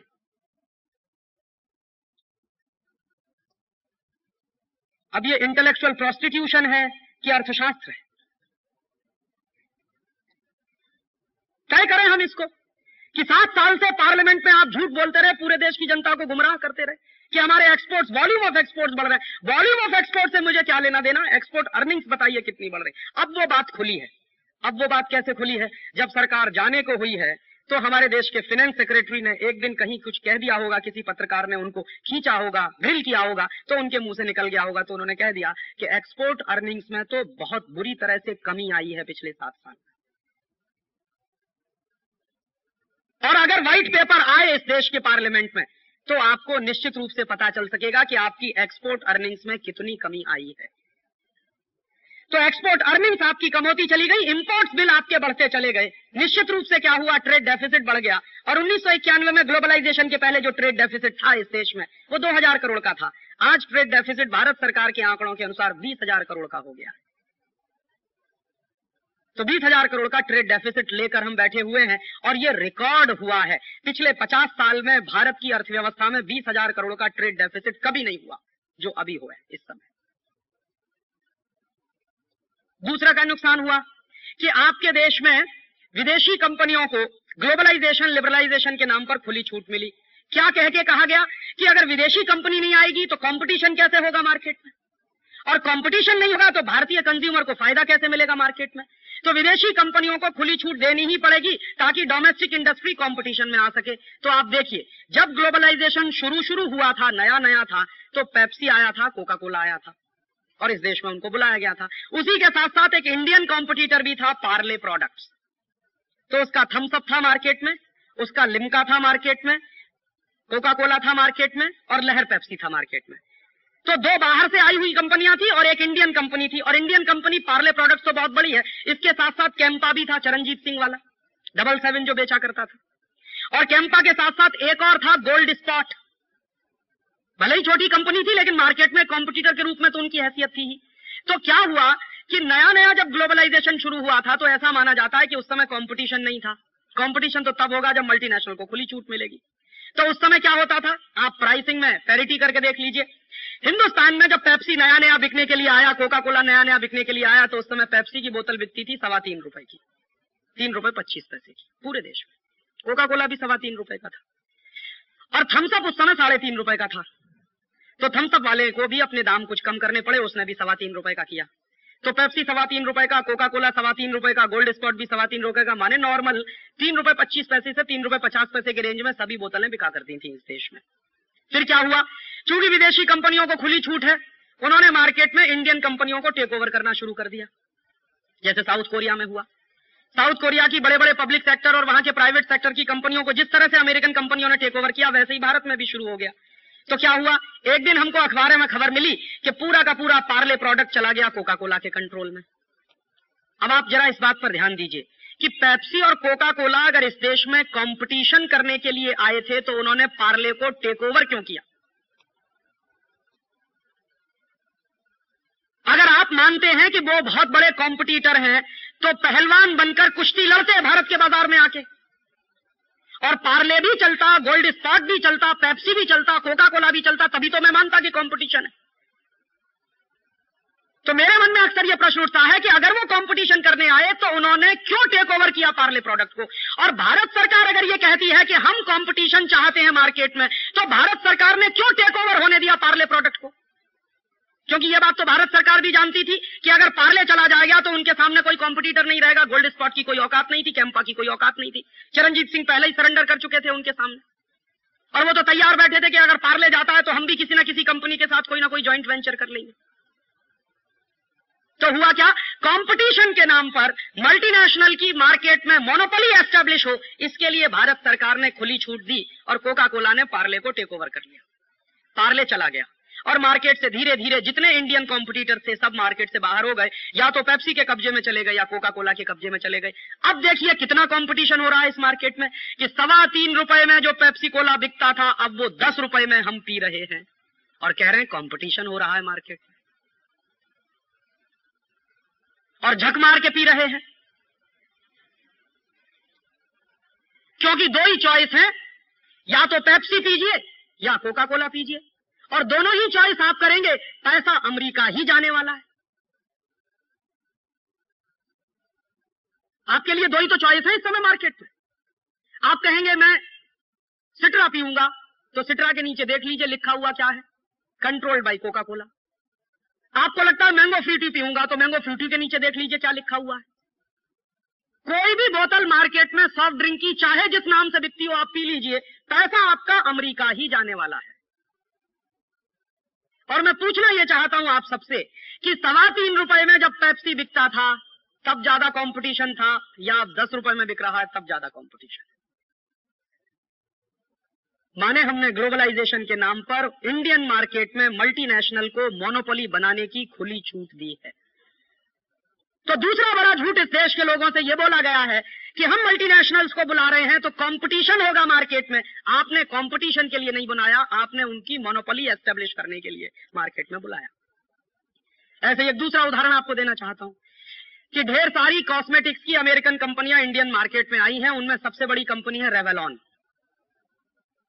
अमेरिका की सबसे बड़ी कॉस्मेटिक्स की कंपनी। उसको आपने मार्केट में खुली छूट दी है। तो क्या कंपटीशन था? जब रेवलॉन मार्केट में आया तो हिंदुस्तान लीवर भी था मार्केट में, जो आधा विदेशी आधा स्वदेशी मानता था। अब तो उनकी मेजॉरिटी इक्विटी हो गई है मार्केट में। और हमारे देश में जो सबसे बड़ा कॉम्पिटिटर था किसी मल्टीनेशनल के लिए, वो था लैक्मे, टाटा घराने का। और लैक्मे का जो मार्केट का कंट्रोल था उसकी कल्पना हम कर नहीं सकते, क्योंकि अब तो चला गया। लैक्मे जो है एक जमाने में इंडियन कॉस्मेटिक्स के मार्केट में कम से कम 80% पे अपना अधिकार रखता था। तो मार्केट में आपने विदेशी कंपनियों को खुली छूट दी, झूठ ये बोला सारे देश के लोगों के साथ कि हम कंपटीशन करवाना चाहते हैं मार्केट में। और वो कंपटीशन करते करते करते करते एक दिन हमने अखबार में सवेरे ही सवेरे पढ़ा कि लैक्मे भी चला गया विदेशी कंपनी के कब्जे में। हिंदुस्तान लीवर ने उसको भी टेक ओवर कर लिया। तो फिर प्रश्न यही मन में आता है कि जब हिंदुस्तान लीवर मार्केट में था, रेवलॉन मार्केट में आया और हमारे देश का लैक्मे था, तब कंपटीशन ज्यादा था, या अब कंपटीशन ज्यादा है जब लैक्मे पूरी तरह से विदेशी हो गया? ठीक यही कोशिश हुई एशियन पेंट्स के साथ, वो कोशिश कामयाब नहीं हो पाई। आईसीआई कंपनी ने एशियन पेंट्स को टेक ओवर करने की पूरी कोशिश की, उसमें वो सफल नहीं हो पाए। एक भारतीय शेयर होल्डर के मन में थोड़ी राष्ट्रीयता पैदा हो गई, इसलिए उसने मना कर दिया कि नहीं बेचूंगा। ऐसे हालांकि कम लोग मिलते हैं इस देश में, तो वो कोशिश उनकी फेल हो गई। अदरवाइज तो इस देश की सबसे बड़ी प्राइवेट सेक्टर की सबसे बड़ी डोमेस्टिक कंपनी जो पेंट्स बनाती है एशियन पेंट, वो चली गई होती आईसीआई के कंट्रोल में। तो कंपटीशन हो कहां रहा है? मार्केट में तो मोनोपोली होती चली जा रही है, हम देख रहे हैं, हमारी आंखों के सामने मोनोपोली हो रही है। कंपटीशन देने वाला पहले कभी टॉमको हुआ करता था मार्केट में, वो टॉमको चला गया हिंदुस्तान लीवर के पेट में। तो कंपटीशन देने वाले इस देश में जो 36 बड़े इंडस्ट्रियल एम्पायर थे, वो तो जा चुके हैं पिछले 7 साल में विदेशी कंपनियों के पेट में। तो कंपटीशन हुआ है कि मोनोपोली एस्टेब्लिश हुई है मार्केट में। और मैं आपको एक जानकारी के लिए कह दूं कि विदेशी कंपनियां, मल्टीनेशनल कंपनियां कभी भी कंपटीशन में विश्वास नहीं रखती, ये आप जान लीजिए। वो हमेशा कार्टेलाइजेशन में विश्वास रखते, वो कार्टेल्स बनाते। और ये जो चक्कर हमारे देश में चल रहा है कंपटीशन के नाम पर कंट्रोलिंग का, पूरी इकोनॉमी को, पूरे मार्केट में मोनोपोली का, ये चक्कर इस समय अमेरिका में भी चल रहा है और यूरोप में भी चल रहा है। अमेरिका की बड़ी बड़ी कंपनियां आपस में मर्ज कर रही हैं। आईबीएम और आईसीएल दोनों के मर्ज होने की तैयारी चल रही है इस समय। बोइंग और जनरल मोटर्स आपस में मर्ज करने को तैयार बैठे हैं। रथियन कॉर्पोरेशन मर्ज करना चाहता है जनरल इलेक्ट्रिक के साथ। तो सारी के सारे अमेरिकन इकोनॉमी में हम देख रहे हैं कि सिवाय कार्टेलाइजेशन के कुछ हो नहीं रहा है। और वहां क्या हो रहा है, जो भी कंपनी मार्केट में कंपटीशन दे सकती है उसको या तो टेक ओवर कर लो या मार्केट से उसको आउट कर दो। आइदर कोऑप्ट और करप्ट, यही प्रिंसिपल है डेमोक्रेसी का। वही प्रिंसिपल मार्केट में है मल्टीनेशनल्स के माध्यम से, कि या तो इंडियन कंपनियों को टेक ओवर कर लो या उनको मार्केट से आउट कर दो, किसी भी तरीके से। ये इनके इन प्रकार है। तो कंपटीशन हुआ कहां है मार्केट में पिछले 7 साल में? और फिर एक दूसरी बात और कहना चाहता हूं आपसे कि कंपटीशन किसका किसके बीच हो सकता है। कंपटीशन शब्द की डेफिनेशन है, अगर उसको समझने की हम कोशिश करें तो कोई 19-20 का पार्टनर हो तो उनमें कंपटीशन हुआ करता है। लेकिन ऐसा नहीं हो सकता कि एक तरफ बेन जॉनसन खड़ा है और दूसरी तरफ एक टांग वाला कोई नौजवान खड़ा है और आप कहो कि 100 मीटर स्प्रिंट दौड़ो। वहां कंपटीशन नहीं हुआ करता कभी भी। मैं कहना यह चाहता हूं कि एक तरफ तो दुनिया के 56, 60, 70, 75 देशों में व्यापार करने वाले मल्टीनेशनल्स हैं, जिनका एक एक साल का टर्नओवर भारत सरकार के नेशनल बजट से कई कई गुना ज्यादा है। और दूसरी तरफ हमारे देश की स्मॉल स्केल इंडस्ट्रीज हैं जो 50,000 में, 1 लाख में, 10 लाख में, 1 करोड़ में, 2 करोड़ में काम करती हैं। तो 1 करोड़ 2 करोड़ में काम करने वाला आदमी 500 करोड़ वाले के साथ कंपटीशन करेगा कि उसके पेट में समा जाएगा? कैसे संभव है ये तो आप कंपटीशन शब्द का बेइज्जती कर रहे हैं कहकर कि हमारे स्मॉल स्केल को उनके साथ कंपटीशन करना चाहिए। वो तो कभी संभव नहीं हो सकता। हाँ, संभव हो सकता है, हमारे देश के जो जायंट्स पब्लिक सेक्टर हैं वो कर सकते हैं कंपटीशन मल्टीनेशनल के साथ, उनमें ये ताकत है। और हमारे देश के जो बड़े पब्लिक सेक्टर मल्टीनेशनल से कंपटीशन करने की शक्ति रखते हैं, जिनकी ये क्षमता है, उन्हीं पब्लिक सेक्टर्स को जानबूझकर भारतीय बाजार से बर्बाद करने की चाल चली जा रही है। मैं आपको चैलेंज के साथ कहता हूं कि अमेरिका की एनरॉन कंपनी को अगर टक्कर दे सकता है तो बीएचईएल दे सकता है। बीएचईएल में यह कुवत है कि वो एनरॉन को टक्कर दे सके। और बीएचईएल वालों का यह दावा है कि हमसे आप बिजली पैदा करवाओ तो ₹1.70 यूनिट में हम आपको देने को तैयार हैं। लेकिन बीएचईएल का आप प्रपोजल नहीं लेंगे, एनरॉन का लेंगे, क्योंकि वो ₹4.5 यूनिट में बिजली देने वाला है आपको। और आप कहोगे कि बीएचईएल कंपटीशन करे एनरॉन के साथ, वो कैसे संभव है? छोड़ दो ना मार्केट में। अगर आप ये विश्वास करते हो कि कंपटीशन होना चाहिए मार्केट में, तो आपने टेंडर्स इनवाइट क्यों नहीं किए हिंदुस्तान के पब्लिक सेक्टर से? क्यों आपने एनरॉन के साथ एग्रीमेंट होने दिया इस देश में? हो जाने देते, टेंडर्स इनवाइट होने देते, जिसका सबसे लोएस्ट बिड निकलता उसको प्रोजेक्ट मिलता। वो तो हुआ नहीं इस देश में। कंपटीशन हो कहां रहा है इस देश में? कंपटीशन के नाम पर आपके मार्केट में मोनोपोली स्थापित करने की कोशिश की जा रही है। और हमको जितनी देरी से समझ में आएगा उतना ही इस देश का नुकसान बहुत ज्यादा हो चुका होगा, क्योंकि अब तक 36 बड़े इंडस्ट्रियल एम्पायर जा चुके हैं विदेशियों के कंट्रोल में। और अगले 2-3 साल यही चलता रहा तो जो बचे कुचे हैं वो भी चले जाएंगे विदेशियों के पेट में।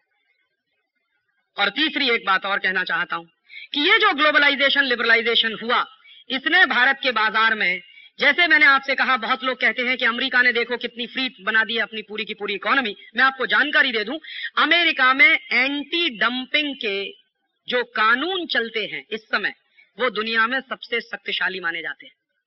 अमेरिकन मार्केट में कोई भी कंपनी डंप नहीं कर सकती, और अमेरिकी सरकार ने सबसे मजबूत डिपार्टमेंट इस समय कोई बनाया हुआ है तो एंटी डंपिंग का डिपार्टमेंट है उनके यहाँ।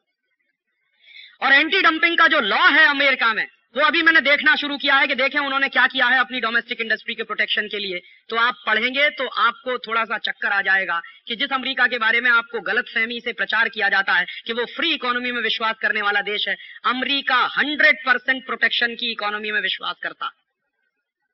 और उसका सबूत है कि उन्होंने अपने देश में एंटी डंपिंग का कानून जो कभी बनाया हुआ था, उन्होंने 40 साल पहले उसको रिन्यू किया है और उसको इतना सख्त बना दिया है कि दुनिया के कोई भी देश का माल अमेरिकन मार्केट में डंप नहीं हो सकता। और अगर आपने डंप करने की कोशिश की तो वो आपको सबक सिखा सकते हैं। फॉर एग्जाम्पल, एक बार हिंदुस्तान के स्कर्ट्स एक्सपोर्ट करने वाले लोगों ने अमेरिकन मार्केट में स्कर्ट्स को डंप करने की कोशिश की, तो अमेरिकी सरकार ने बहुत सख्ती के साथ अपने कानून का इस्तेमाल किया उसका। और उसका नतीजा क्या निकला? दो तरह से उन्होंने इस्तेमाल किया। एक तो पेनल्टी लगा दी जो इंडियन एक्सपोर्टर्स अमेरिकन मार्केट में काम करने वाले थे, दूसरा इंडियन स्कर्ट्स के बॉयकॉट का नारा भी दे दिया बिल क्लिंटन ने। और एक दिन बिल क्लिंटन ने वॉशिंगटन डीसी चौराहे पर इंडियन स्कर्ट्स की होली जला दी और पूरे अमेरिकन लोगों से कहा कि बॉयकॉट अमेरिकन स्कर्ट्स। क्यों? क्योंकि वो डंप कर रहे हैं हमारे मार्केट में। तो इंडियन एक्सपोर्टर्स सीधे हो गए, जो डंप करने की कोशिश कर रहे थे वो बिल्कुल सीधे हो गए। और अब अमेरिकी शर्तों पर यहां से स्कर्ट जा रहा है। और आपको मैं जानकारी दे दूं कि यहां से जितना स्कर्ट जा रहा है अमेरिका में, उसका कोटा फिक्स है। बहुत कम लोग ये बात जानते हैं। हिंदुस्तान से जितना बेस्ट क्वालिटी का टेक्सटाइल और कपड़ा अमेरिका में जाता है, यूरोप में जाता है, उसका कोटा फिक्स है। और आप उस कोटे से 1% ज्यादा नहीं डंप कर सकते उनके मार्केट में। एक तरफ अमेरिका हमसे ये उम्मीद करता है कि तुम तुम्हारा पूरा बाजार खोल दो, तुम अपनी डोमेस्टिक इंडस्ट्रीज को प्रोटेक्ट मत करो। दूसरी तरफ अमेरिका अपनी डोमेस्टिक इंडस्ट्रीज को प्रोटेक्ट करने के लिए कोटा सिस्टम आज भी चलाता है। और हमारे पास सबसे ज्यादा एक्सपोर्ट करने लायक है क्या? हमारे पास एक्सपोर्ट करने लायक सबसे ज्यादा अगर है तो या तो टेक्सटाइल है या हमारे पास कुछ प्राइमरी प्रोडक्ट्स हैं। दोनों ही स्थितियों में उन्होंने कोटा फिक्स कर रखा है, आप इससे ज्यादा कर नहीं सकते। और कैसे अमेरिकन इंडस्ट्रीज को प्रोटेक्ट किया है अमेरिकन गवर्नमेंट ने, उसकी समझ देखिए, सूझ देखिए कि भारत से कालीन निर्यात होता है, गलीचा, पता नहीं मराठी में उसको क्या कहते हैं मुझे मालूम, कारपेट। तो कारपेट हमारे देश से बेस्ट क्वालिटी का एक्सपोर्ट होता, अमेरिका में जाता, यूरोप में भी जाता। तो हमारे कारपेट ने जब वहां मार्केट बनाना शुरू किया तो अमेरिकन सरकार ने हल्ला मचाना शुरू किया कि इंडियन कारपेट बनाने में चाइल्ड लेबर लगता, इसलिए इसको बैन करो। तो चाइल्ड लेबर के नाम पर हमारे देश के कारपेट पर उन्होंने कोटा फिक्स कर दिया। और देखिए इनका दो मुहा चरित्र देखिए कि अमेरिका में अगर 14 साल का बच्चा फैक्ट्री में काम करता है और पढ़ाई करता है तो कहते हैं ये सेल्फ सफिशिएंट है, सेल्फ रिलायंट है।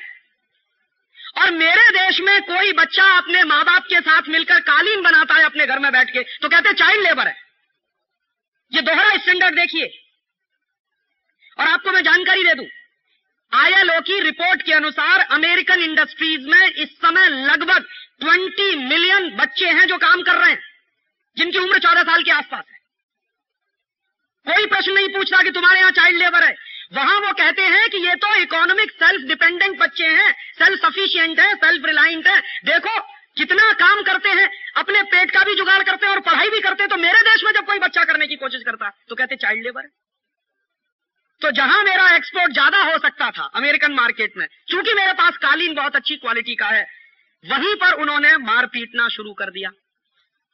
और फिर क्या कहना शुरू कर दिया कि इंटरनेशनल लेबर स्टैंडर्ड के अनुसार आपके यहां मजदूरी कम दी जाती है। तो आप जरा एक छोटी सी बात समझने की कोशिश करिए।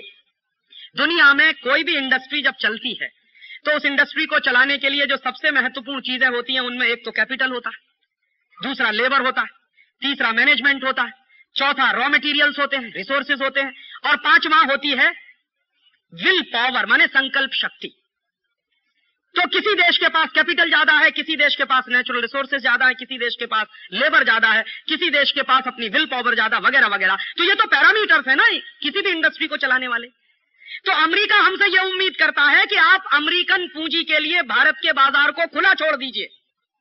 तो इसके पलट के मैं कहना चाहता हूं कि अमेरिका के पास चूंकि कैपिटल सरप्लस है, तो मेरे पास लेबर सरप्लस है, तो अमेरिका अपना दरवाजा खोले मेरे लेबर्स को जाने के लिए, तभी तो ग्लोबलाइजेशन होगा। अदरवाइज ग्लोबलाइजेशन होने वाला कैसे है? अमेरिका की पूंजी मेरे बाजार में अगर बिना किसी बाधा के आना चाहती है, तो अमेरिका के बाजार में मेरे लेबर को बिना किसी बाधा के घुसने का लाइसेंस दे दो, तो मैं मानता हूं कि तुम ग्लोबलाइजेशन की चाहत हो। अदरवाइज ये कैसे संभव हो सकता है कि अमेरिका की पूंजी मेरे मार्केट में घुसती चली जाए और मेरे लेबर्स अगर अमेरिका में जाना शुरू करें तो उन पे इमिग्रेशन की पाबंदियां लगाना शुरू किया जाए? ये कैसे संभव हो सकता है? और मैं इस बात में अपने आप को नीचा नहीं मानता। अमेरिका के पास कैपिटल सरप्लस है, मेरे पास स्किल्ड लेबर का सरप्लस है। जितना ज्यादा स्किल्ड लेबर दुनिया में चाइना के पास है, उसके बाद दूसरा नंबर हमारा है। तो जिसके पास जो चीज सरप्लस है उसी का तो एक्सपोर्ट कर सकता है। तो अमेरिका के पास कैपिटल का सरप्लस है, मेरे पास लेबर का सरप्लस है, दोनों एक्सचेंज करें तब तो हम मानेंगे कि लिबरलाइजेशन है, ग्लोबलाइजेशन है। और आपकी जानकारी के लिए बता दूं कि अमेरिका ने अपने इमिग्रेशन के कानून बदलना शुरू कर दिया है, यूरोप ने भी शुरू कर दिया है। फ्रांस जैसे देशों में तो ये डिमांड शुरू हो गई है कि इंडियंस को बाहर निकालो। फ्रांस में एक बड़ा भारी नेता है जिसका नाम है जियों मारियां लापें। जियों मारियां लापें प्रेसिडेंट का कैंडिडेट है इस बार, और वो कुछ वोटों से हारा। अगर वो जीत गया होता इस बार फ्रांस के इलेक्शन में, तो मार मार के इंडियंस को उसने बाहर निकाल दिया होता, जियों मारियां लापें ने। उसकी पूरी पॉलिटिक्स इसी पे चलती है कि फ्रांस को बर्बाद कर दिया एशियन लोगों ने, इंडियंस लोगों ने, क्योंकि सस्ते दाम पर वहां मजदूरी करने को तैयार हो जाते हैं। तो यहाँ के लोग चूंकि सस्ते दाम पर वहां मजदूरी करने को तैयार हो जाते हैं, इसलिए उनके मार्केट में उनकी जॉब अपॉर्चुनिटीज कम होती चली जाती है। तो वो एशियंस के खिलाफ है, इंडियंस के खिलाफ है। वो तो अच्छा हुआ जीत नहीं पाया, नहीं तो फ्रांस में तो लाखों इंडियंस को बाहर निकलवा दिया होता। और इसके उल्टा हो गया, न्यूजीलैंड में पिछले 7 वर्षों में 1.5 लाख इंडियंस को बाहर कर दिया गया। कहां ग्लोबलाइजेशन हो रहा है? वो तो अपने डोमेस्टिक प्रोटेक्शन के काम कर रहे हैं। ये हम बेवकूफ हैं जो समझ नहीं पा रहे हैं। वो अपनी डोमेस्टिक इंडस्ट्रीज को प्रोटेक्ट करने के लिए बराबर कानून बदलते चले जा रहे हैं, हमको समझ में नहीं आ रहा। और आपको एक ताजा जानकारी दे दूं, हो सकता है आपको आश्चर्य हो जाए, मुझे भी आश्चर्य हुआ। अभी 15-17 दिन पहले मुझे पता चला, अमेरिकन पार्लियामेंट ने अपनी डोमेस्टिक इंडस्ट्रीज को प्रोटेक्ट करने के लिए अमेरिकन पार्लियामेंट से एक कानून पारित करवा दिया है। उसका नाम है बाय अमेरिकन एक्ट। और मेरे एक दोस्त ने मुझको बताया कि मैंने तो उससे कहा कि बिना देरी किए हुए उस कानून की कॉपी मुझे चाहिए, मैं देखना चाहता हूं कि किया क्या है उन्होंने। और वो कानून की कॉपी मेरे पास आ गई है। और वो कानून पिछले 3 महीने से वहां डिस्कशन में था पार्लियामेंट में, अभी पारित हो गया। तो उस कानून को मैं आजकल पढ़ रहा हूं, तो कितनी चतुराई के साथ अमेरिका ने अपनी डोमेस्टिक इंडस्ट्रीज के प्रोटेक्शन की व्यवस्था की है।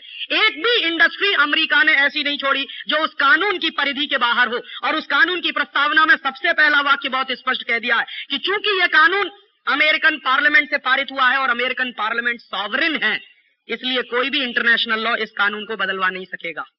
बात खत्म हो गई, किस्सा ही खत्म कर दिया उन्होंने। माने कभी हमारे जैसे देश WTO में जाएं, गेट में जाएं, उनकी शिकायत करें और शिकायत के आधार पर अमेरिकन डोमेस्टिक लॉज को बदलवाने की कोशिश करें, तो उन्होंने बिल्कुल स्पष्ट लिखवा दिया कि हमारी पार्लियामेंट सॉवरेन है और इस पार्लियामेंट का पारित किया हुआ ये कानून है, इसलिए इसको कोई नहीं बदलवा सकता। और अपनी डोमेस्टिक इंडस्ट्रीज को प्रोटेक्ट करने की इतनी सुंदर व्यवस्था उन्होंने की है। तो मैं प्रश्न ये पूछना चाहता हूं कि अगर अमेरिकन पार्लियामेंट में बाय अमेरिकन एक्ट पारित हो सकता है, तो इंडियन पार्लियामेंट में बाय इंडियन एक्ट क्यों नहीं पारित हो सकता?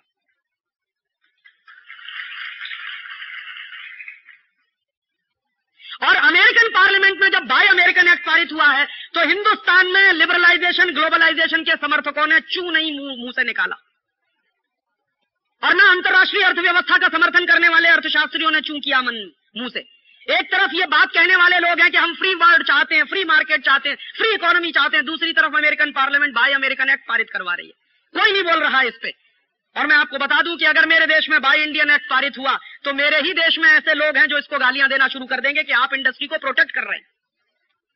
लेकिन अमेरिका में एक भी सेनेटर नहीं है जिसने इसके खिलाफ कुछ किया हो। और आप ये जान लीजिए, रिपब्लिकन्स और डेमोक्रेट्स दोनों की सहमति से यह कानून पारित हुआ अमेरिकन पार्लियामेंट में। किसी भी अपोजिशन के एमपीज ने वहां विरोध नहीं किया इस कानून का, सबने एक सहमति से उसको पारित कराया, क्योंकि अमेरिकन नेशनल इंटरेस्ट है। इस कानून में जो प्रिजर्व होते हैं, तो हम हमारे इंडियन इंटरेस्ट को प्रिजर्व नहीं कर सकते क्या? अगर हम करना शुरू करेंगे तो लोग कहेंगे आप 18वीं शताब्दी में ले जाना चाहते हैं इस देश को। ऐसे लोगों की कमी नहीं है इस देश में।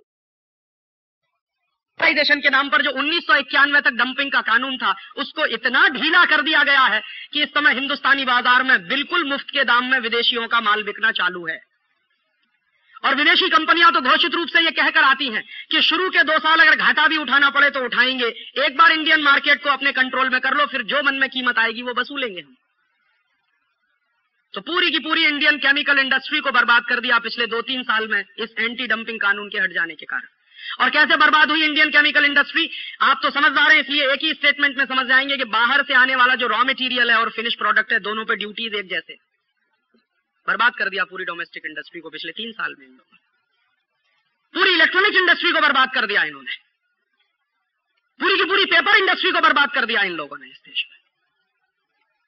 और अब अगले 2 महीने के बाद इस देश में टेक्सटाइल इंडस्ट्री बर्बाद होने जा रही है, क्योंकि अब ताइवान की कुछ कंपनियों को भारत सरकार ने लाइसेंस दे दिया है और वो आ रहे हैं इस देश में 20 रुपए में सिली सिलाई शर्ट बेचेंगे। करो कंपटीशन आप उनके साथ। और वो कैसे बेचेंगे ताइवान के लोग 20 रुपए में सिली सिलाई शर्ट, इस बात की गंभीरता को समझ लीजिए। कई लोग ये तर्क देंगे कि अगर वो 20 रुपए में बेच सकते हैं तो आप क्यों नहीं बेच सकते? तो समझिए कि वो क्यों बेचेंगे।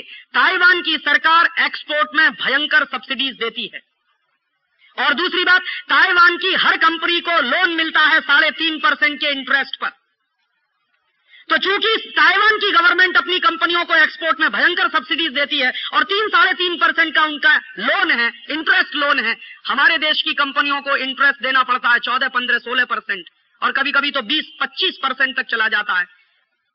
और भारतीय सरकार बिल्कुल समर्थन नहीं करती हमारी कंपनियों का। ताइवान की सरकार तो अपनी कंपनियों के पीछे खड़ी हुई है। हमारी सरकार तो अपनी कंपनियों को जितनी गालियां देनी होती हैं दे लेती है, क्योंकि इस देश में गाली देना स्वदेशी को ही सबसे ज्यादा आसान है। एक फैशन बन गया है स्वदेशी को गाली देना। अपने देश को गाली देना प्रोग्रेसिव होना माना जाता है, अपनी संस्कृति को गाली देना प्रोग्रेसिव होना माना जाता है, और स्वदेशी को गाली देना भी प्रोग्रेसिव होना माना जाता है।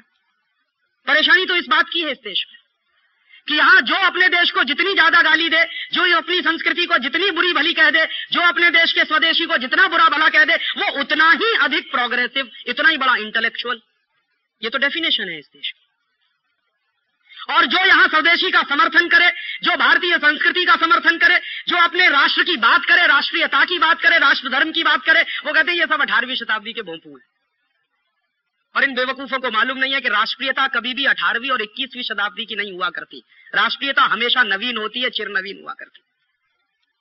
और स्वदेशी कभी पुराना नहीं हुआ करता। स्वदेशी जितना जरूरी 18वीं शताब्दी में था, उतना ही जरूरी 21वीं शताब्दी में भी है। नहीं तो अमेरिका को बाय अमेरिकन एक्ट नहीं बनाना पड़ता। बाय अमेरिकन एक्ट माने क्या? अमेरिका अपने देश में स्वदेशी को बढ़ाना चाहता है, सीधी सी बात। तो स्वदेशी जितना महत्वपूर्ण था 19वीं शताब्दी में, उतना ही आज भी है, और यह कभी पुराना नहीं हुआ करता। कई बार आप ये गलत स्टेटमेंट मत करिएगा कभी भी गलती से कि हम 18वीं शताब्दी में जाना चाहते हैं। ये 18वीं शताब्दी में जाना नहीं है। शायद आने वाली 21वीं शताब्दी के यही 2 बड़े नारे होंगे, स्वदेशी और सेल्फ रिलायंस। और हो सकता है ये प्रोग्रेसिव होने की एक बड़ी निशानी माना जाए।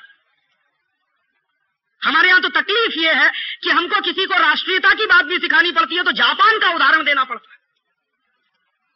इससे ज्यादा तकलीफ की बात और क्या होगी इस देश में, कि मुझे मेरे देश में किसी को राष्ट्रीयता सिखानी है तो जापान का उदाहरण देना पड़ता है, फ्रांस देना पड़ता है, चीन का देना पड़ता है, फलाने का ढिमाके का। मैं मेरे देश के उदाहरण को देकर इस देश में राष्ट्रीयता नहीं सिखा सकता।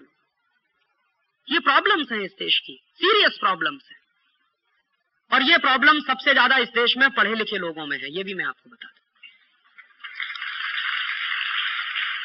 जो गांव में रहने वाला साधारण आदमी है वो तुरंत समझ जाता है कि राजीव भाई आप क्या कहना चाहते हैं, लेकिन जो जितना बड़ा डिग्री होल्डर है वो उतना ही ज्यादा तर्क करता है कि राजीव भाई आप कुछ कहना भी चाहते हैं कि नहीं कहना चाहते।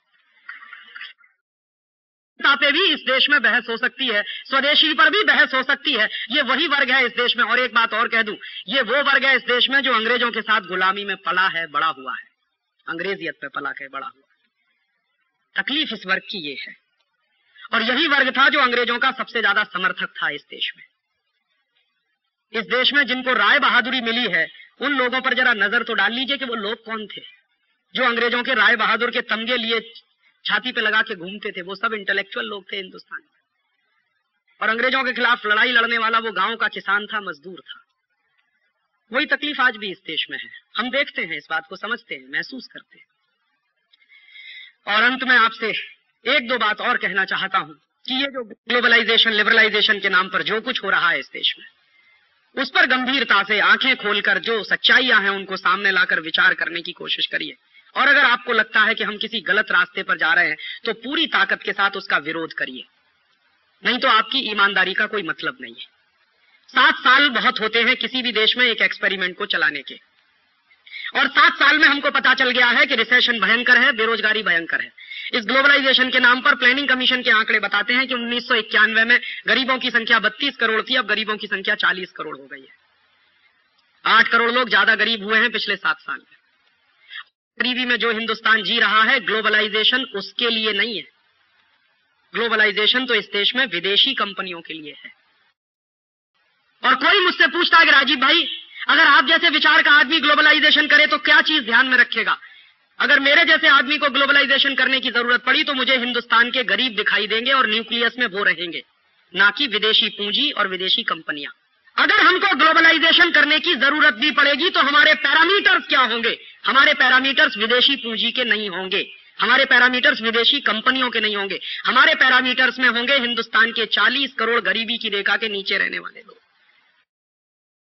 ग्लोबलाइजेशन से तो आपने इस देश के गरीबों को जिंदा रहने का भी अधिकार छीन लिया है, क्योंकि इस ग्लोबलाइजेशन के नाम पर 50 पैसे किलो वाला नमक अब 8 रुपए किलो में बिक रहा है। करोड़ों गरीबों को इस देश में सिवाय नमक के रोटी खाने के अलावा कुछ दूसरी चीज सपने में भी नहीं आती है। आप जिस वर्ग से आते हैं, आप शायद तुअर की दाल खा सकते हैं, बासमती चावल खा सकते हैं, 2 सब्जियां खा सकते हैं। हिंदुस्तान में 40 करोड़ लोग तो रोटी से नमक मिलाकर या रोटी को मिर्ची के साथ मिलाकर खाते हैं। और उन 40 करोड़ लोगों में जिनके पास ऑन एन एवरेज एक दिन में खर्च करने के लिए 5 रुपया भी नहीं है, उनको अगर आप 8 रुपए किलो का नमक बेच रहे हैं तो आप ये कर क्या रहे हैं? ये ग्लोबलाइजेशन नहीं हो रहा है, ये इकोनॉमिक रिकॉलोनाइजेशन हो रहा है इस देश का। लेकिन मेरे देश में आजादी के 50 साल के बाद अब नमक पर इतना भयंकर टैक्स है कि 50 पैसे किलो वाला नमक 8 रुपए किलो में बिक रहा है और इस देश में कोई उफ नहीं कर रहा है। आपकी मजबूरी मैं समझ सकता हूं, क्योंकि आपके पास प्रचुर मात्रा में संपत्ति है, तो आपके लिए नमक 8 रुपए किलो का बिके या 50 रुपए किलो का, आपसे कोई फर्क नहीं पड़ता। लेकिन तकलीफ उन लोगों की है जो 40 करोड़ की संख्या में है और जिनके पास एक दिन में खर्च करने के लिए 5 रुपया नहीं है। तकलीफ उनकी है। और कभी उनकी जगह पर अपने आप को रखकर सोचिए और पूरे प्लान को देखिए, तो कैसे इस देश में 40 करोड़ लोग रोटी खा रहे होंगे तब से, जब से 50 पैसे किलो वाला नमक 8 रुपए किलो में हो गया। और बहुत ही बर्बरता पूर्वक पूरे देश में सरकार का एक फरमान जारी हुआ है कि कहीं भी बिना आयोडीन वाला नमक नहीं बेचा जाए, माने हर जगह वो 8 रुपए किलो वाला ही नमक बिकना चाहिए। और आपको मैं एक दूसरी जानकारी दे दूं कि आयोडीन हर नमक में होता है। कोई भी नमक बिना आयोडीन का नहीं होता, क्योंकि नमक बनता है दरिया के पानी से और सूरज की रोशनी से। नमक बनाने में कोई टेक्नोलॉजी नहीं लगती, कोई मशीन नहीं लगती। दरिया का पानी है, सूरज की रोशनी है, और दरिया के पानी में सबसे ज्यादा आयोडीन होती है विज्ञान की जानकारी के अनुसार। ब्रोमीन भी बहुत होती है दरिया के पानी में। तो दरिया के पानी में मैक्सिमम आयोडीन है और दरिया के पानी से बनने वाले नमक में भी आयोडीन है। और हमको नॉर्मली एक दिन में 125 माइक्रोग्राम आयोडीन की जरूरत होती है बस। साधारण आदमी को, साधारण बुद्धि वाले आदमी को इस देश में एक दिन में 125 माइक्रोग्राम आयोडीन की जरूरत होती है। और जो साधारण नमक हम खाते हैं उसमें एक दिन में हम कम से कम 175 माइक्रोग्राम आयोडीन खा जाते हैं, माने जितने की जरूरत है उससे भी 50 माइक्रोग्राम ज्यादा आयोडीन हम कंज्यूम कर रहे हैं। तो इस देश में आयोडीन की कमी कहां है? ये तो सबसे बड़ा झूठ है जो इस देश में बोला जा रहा है आजादी के 50 साल। और ये झूठ कब से बोला जा रहा है? ये झूठ तब से बोला जा रहा है जब इस देश में आजादी के 50 साल के बाद ग्लोबलाइजेशन और लिबरलाइजेशन के नाम पर एक परदेशी कंपनी को नमक बेचने का लाइसेंस दिया गया है। तब से ये झूठ बोला जा रहा है। और उस परदेशी कंपनी का नाम है अन्नपूर्णा। असली नाम है उसका हिंदुस्तान लीवर। उसने नमक बेचना शुरू किया है अन्नपूर्णा के नाम से। तो जब से हिंदुस्तान लीवर को इस देश में नमक बेचने का लाइसेंस मिला है, तब से इस देश में ये आयोडीन का चक्कर चलाया इन कंपनियों ने। और मैं आरोप लगाता हूं, इस देश के बड़े बड़े सेक्रेटरी इस घोटाले में शामिल हैं, जिन्होंने गलत रिपोर्ट पेश करके इस देश में लोगों को यह डर पैदा कर दिया कि आपको आयोडीन की डेफिशिएंसी हो गई है, इसलिए आपको आयोडीन युक्त नमक खाना चाहिए। और मैंने जब पार्लियामेंट में सवाल पूछवाया एक एमपी के माध्यम से कि पूरे देश में आयोडीन की कमी के कारण जो बीमारियां हैं, जैसे घेंगा सबसे ज्यादा, उसके मरीज कितने हैं पूरे देश में, तो भारत सरकार का जवाब है कि भारत में जितनी कुल बीमारियों के मरीज हैं उसमें 0.3% मरीज घेंगा के हैं। और वो भी कहां है? भारत के पर्वतीय इलाके में, जो पहाड़ी इलाके हैं। और पर्वतीय इलाकों में कितनी आबादी रहती है इस देश की? मुश्किल से कुल आबादी का 5%। तो एक बार को मान भी लिया जाए कि इस देश में आयोडीन की कमी है, तो पर्वतीय इलाकों में कमी है, सामान्य इलाकों में आयोडीन की कोई कमी नहीं है। लेकिन पूरे देश में यह नाटक इस देश में चला, और यह नाटक करने के पीछे एक ही सबसे बड़ा सत्य है कि एक परदेशी कंपनी को नमक बेचना था और उस नमक से उसको करोड़ों रुपए का मुनाफा कमाना था, इसलिए उसने 50 पैसे किलो वाले नमक को 8 रुपए किलो में बिकवाना शुरू करवा दिया है आयोडीन नाम के धोखे के साथ। और कैसे लूट रहे हैं आपको?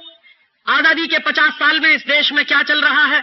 आयोडीन युक्त अगर नमक बनाया जाए तो 1 किलो नमक जो अभी बनता है कच्छ में, उसका कॉस्ट ऑफ प्रोडक्शन आता है 25 पैसा। तो 25 पैसे में 1 किलो नमक बन जाता है, और उस नमक में आयोडीन इंट्रोड्यूस करनी पड़े 1 किलो नमक में, तो कुल खर्चा होता है और 25 पैसा, माने 50 पैसे में 1 किलो नमक आयोडीन युक्त। अतिरिक्त आयोडीन युक्त नमक 50 पैसे में 1 किलो बन जाता है। तो भारत सरकार के कुछ टैक्स वैक्स होंगे, कुछ खर्चे होंगे। हालांकि मैं मानता हूं कि नमक पर टैक्स नहीं होना चाहिए, लेकिन फिर भी ऐसी बेदर्दी सरकारें हैं जिन्होंने नमक पर भी टैक्स लगा रखा है। तो कुछ टैक्स वैक्स मान लीजिए आप, और कुछ ट्रांसपोर्टेशन का भी मान लीजिए, तो 50 पैसे किलो वाले नमक में आमदनी भी मिला के, इनकम भी मिला के 1 रुपए किलो में बिक जाना चाहिए, लेकिन वो बिक रहा है 8 रुपए किलो। और औसतन 1 किलो नमक पर जो मुनाफा है वो 6.5 रुपए के आसपास का है। और सारे देश में कितना नमक बिक रहा है इस समय? भारत सरकार के आंकड़े बताते हैं 40 लाख टन नमक घरों में इस्तेमाल हो रहा है इस समय। तो 40 लाख टन नमक अगर घरों में इस्तेमाल हो रहा है और 1 किलो नमक 8 रुपए में है और 1 किलो नमक पर 6.5 रुपए का प्रॉफिट है, तो आप जान लीजिए आपकी जेब से 2400 करोड़ रुपए एक साल में लूटे जा रहे हैं आयोडीन के नाम पर।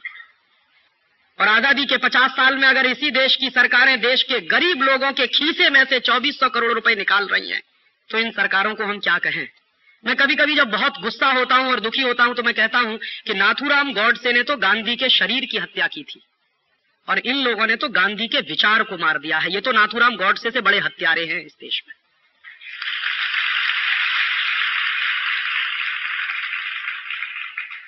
क्योंकि शरीर तो वैसे भी नश्वर होता है, आज रहेगा कल नहीं रहेगा। विचार महत्वपूर्ण होता है किसी भी आदमी का, और नमक सत्याग्रह इस देश में एक विचार था, क्रांति का एक प्रतीक था। हिला दिया था उस नमक सत्याग्रह ने पूरे देश को।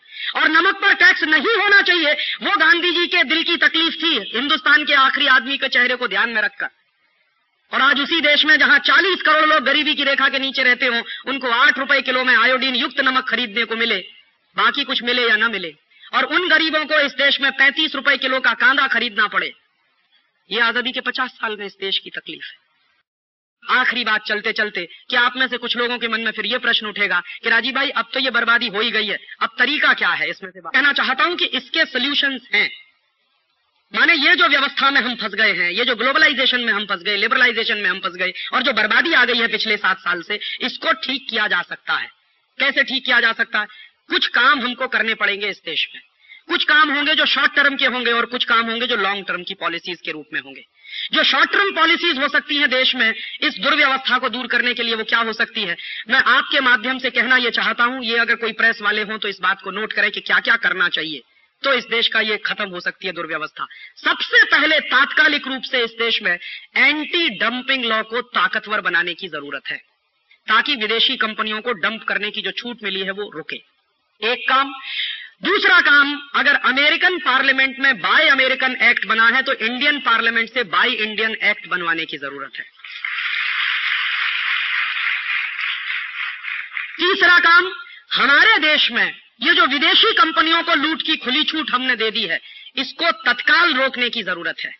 और कम से कम इसमें इतना क्लासिफिकेशन तो हम कर ही सकते हैं कि जिन सेक्टर्स में जीरो टेक्नोलॉजी है और जो चीजें हमारी जरूरत की नहीं है, उदाहरण के लिए Pepsi cola, Coca Cola, Thums Up, Limca, Citra, या उनके potato chips, Ruffles, Hostess, Top Ramen, बिनीज, या फिर उनकी नूडल्स, या फिर उनका नमक, या फिर उनका आटा, या फिर उनकी कैडबरीज की चॉकलेट, या फिर उनके टॉफियां, या फिर उनके बिस्किट्स, ये जो जीरो टेक्नोलॉजी के आइटम है, ऐसे 840 प्रोडक्ट हैं इस देश में जो जीरो टेक्नोलॉजी के प्रोडक्ट हैं। तो जीरो टेक्नोलॉजी के जो प्रोडक्ट्स हैं इस देश में, उन क्षेत्रों में तात्कालिक रूप से विदेशी कंपनियों को बैन कर देने की जरूरत है कि इस सेक्टर में हमको कोई मल्टीनेशनल नहीं चाहिए, क्योंकि ये हमारे प्रायोरिटी के सेक्टर नहीं है। इस देश के गांव को पीने का पानी चाहिए, पेप्सी कोला नहीं चाहिए।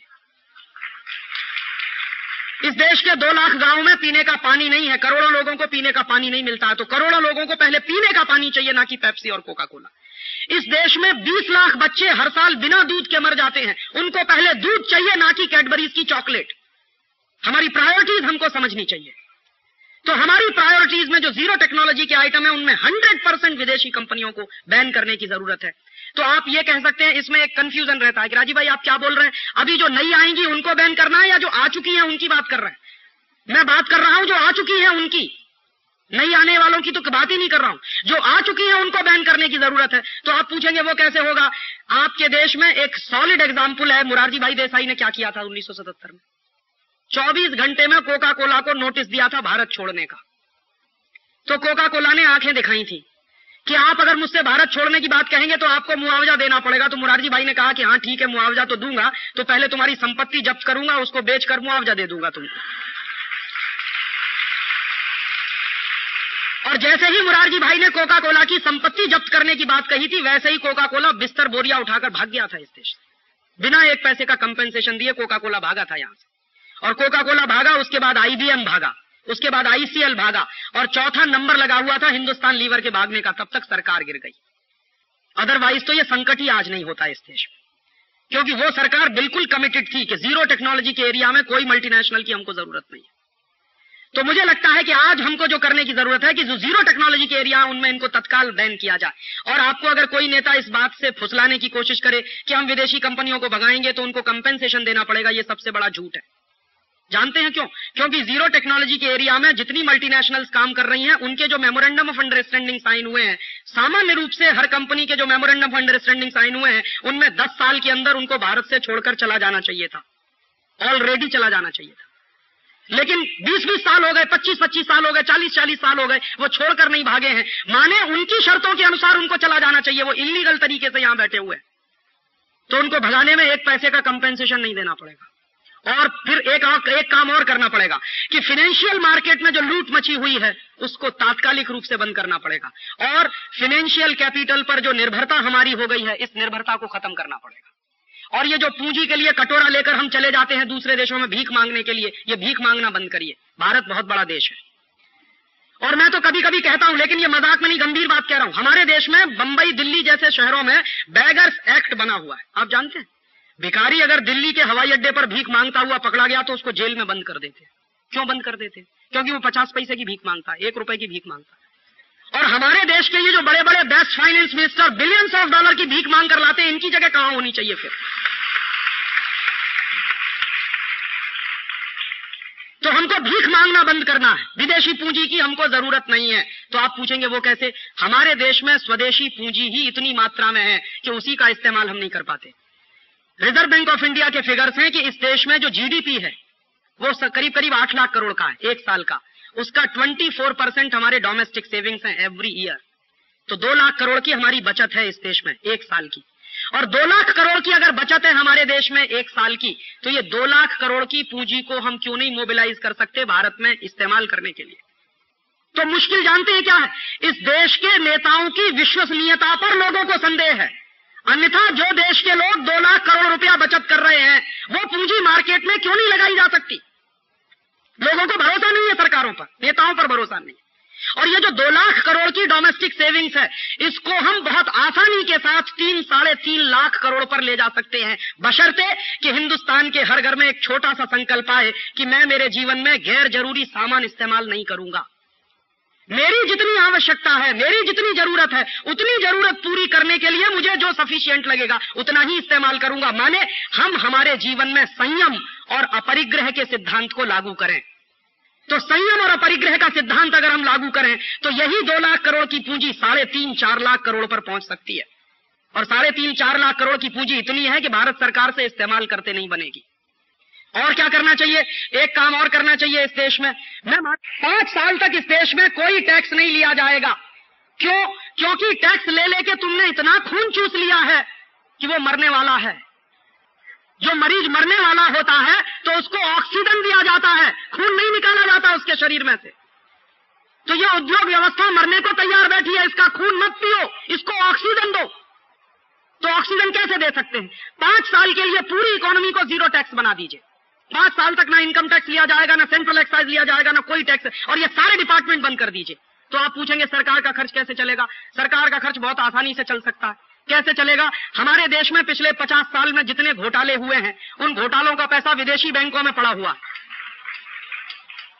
और जानते हैं कितना पैसा पड़ा हुआ? हमारे देश के भ्रष्ट नेताओं ने जो घोटाले किए हैं उसका 140 अरब डॉलर विदेशी बैंकों में पड़ा हुआ है। $140 बिलियन विदेशी बैंकों में पड़ा हुआ है। और ये जो 140 अरब डॉलर विदेशी बैंकों में है, ये रुपए में अगर आप कैलकुलेट करें तो 5.5 लाख करोड़ रुपया बैठता। तो 5.5 लाख करोड़ रुपया जो विदेशी बैंकों में हमारे देश के घोटालेबाज नेताओं का पड़ा हुआ है, ये वापस भारत में आना चाहिए। तो कैसे आएगा? बहुत आसान रास्ता है इसका।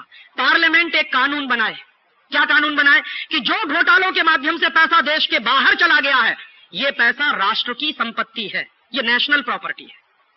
ये अलग बात है कि नेताओं ने अपनी शक्ति का दुरुपयोग करके घोटाला करके वो पैसा लूटकर विदेशों में जमा कर दिया, तो वो राष्ट्रीय संपत्ति है। और अगर हमारी पार्लियामेंट ये कानून बनाकर घोषित करे कि स्विस बैंकों में जितना पैसा भारत के नेताओं का पड़ा हुआ है वो सब राष्ट्रीय संपत्ति है, तो स्विस बैंक है वो सारे पैसे को आपको वापस करेंगी। क्यों? क्योंकि स्विस बैंकों का अपना कानून है कि वो नेशनल प्रॉपर्टी नहीं रख सकते, प्राइवेट प्रॉपर्टी रखते हैं हमेशा। और उनके यहां अगर ये कानून बना है तो इसका फायदा हमको उठाना चाहिए। स्विस बैंकों में ये कानून है कि वो नेशनल प्रॉपर्टी कभी नहीं रखते, और अगर रखी उन्होंने तो उनकी बहुत बदनामी होती है। तो वो प्राइवेट प्रॉपर्टी रखते हैं, तो उनको बताया जाए कि ये प्राइवेट प्रॉपर्टी नहीं है, ये नेताओं के बाप की कमाई का पैसा नहीं है, ये देश के लोगों के खून पसीने की कमाई का पैसा है जो यहां से लूट कर ले जाया गया है। तो अगर इसको नेशनल प्रॉपर्टी डिक्लेयर कर दिया जाए तो 5.5 लाख करोड़ रुपया वापस आ जाएगा। और ये 5.5 लाख करोड़ रुपया उतना होता है कि भारत सरकार 5 साल तक टैक्स बिल्कुल लेना बंद कर दे तो भारत सरकार का बजट चल जाएगा। तो एक पैसे का टैक्स लेने की जरूरत नहीं। और अगर आप इस देश में 5 साल इकोनॉमी को 0 टैक्स बना दीजिए तो जान लीजिए कि इस देश में ब्लैक मनी की पैरेलल इकोनॉमी, व्हाइट मनी की इकोनॉमी बन जाएगी। माने इनकम टैक्स का डिपार्टमेंट ही जब बंद हो जाएगा तो कोई मनी ब्लैक होएगी ही नहीं। और आपको मैं जानकारी दूं कि मनी मनी होती है, ब्लैक एंड व्हाइट नहीं हुआ करती। ये इडियोटिक कानून है जिनके कारण कुछ धन ब्लैक मनी है, बाकी धन व्हाइट मनी है। और ये मेरा एक दोस्त है इनकम टैक्स कमिश्नर, उससे मैं कई बार पूछता हूं कि तुम करते क्या हो साल में, तो कहता 25,000 करोड़ का इनकम टैक्स वसूलते हैं। मैंने कहा 25,000 करोड़ के इनकम टैक्स में ये बताओ कि पब्लिक सेक्टर की, भारत सरकार की कंपनियों का कितना है? तो कहते 15,000 करोड़। अब आप देखिए 15,000 करोड़ तो इस देश की राष्ट्रीय कंपनियों का है, उसको वसूलने में क्या लगना है? वो तो सरकार की एक जेब से निकल के दूसरी जेब में जाने वाला है। तो उसमें तुमने कौन सी बहादुरी करी है जो तुम वसूलने की बात करते हो? प्राइवेट कितना वसूलते हो? तो कहते हैं 10,000 करोड़। मैंने कहा 10,000 करोड़ का तुम पैसा वसूलते हो प्राइवेट, जिसको हम इनकम टैक्स कहें, इसमें से खर्चा कितना करते हो? तुम्हारे देश में जो पूरा इनकम टैक्स का डिपार्टमेंट है उसमें जो पलने वाले बड़े बड़े मगरमच्छ जैसे ऑफिसर हैं, इनकी तनख्वाह पर खर्चा क्या होता? तो कहने लगा अगर पूरे डिपार्टमेंट का तुम एक्सपेंडिचर सुनोगे, डायरेक्ट इनडायरेक्ट सब मिला के, तो साल भर में कुछ 3-1 हजार करोड़ रुपए का खर्चा। तो मैंने कहा एक्चुअल कलेक्शन कितना है फिर? 7,000 करोड़ का। तो मैंने कहा 7,000 करोड़ की सब्सिडी क्यों नहीं दे देते देश? माने क्या है? 7,000 करोड़ माफ क्यों नहीं कर देते? कहने लगा बात तो तुम्हारी समझ में आती है। मैंने कहा फिर तकलीफ क्या है इसको लागू करने में? तो कहने लगे मेरी कुर्सी का क्या होगा।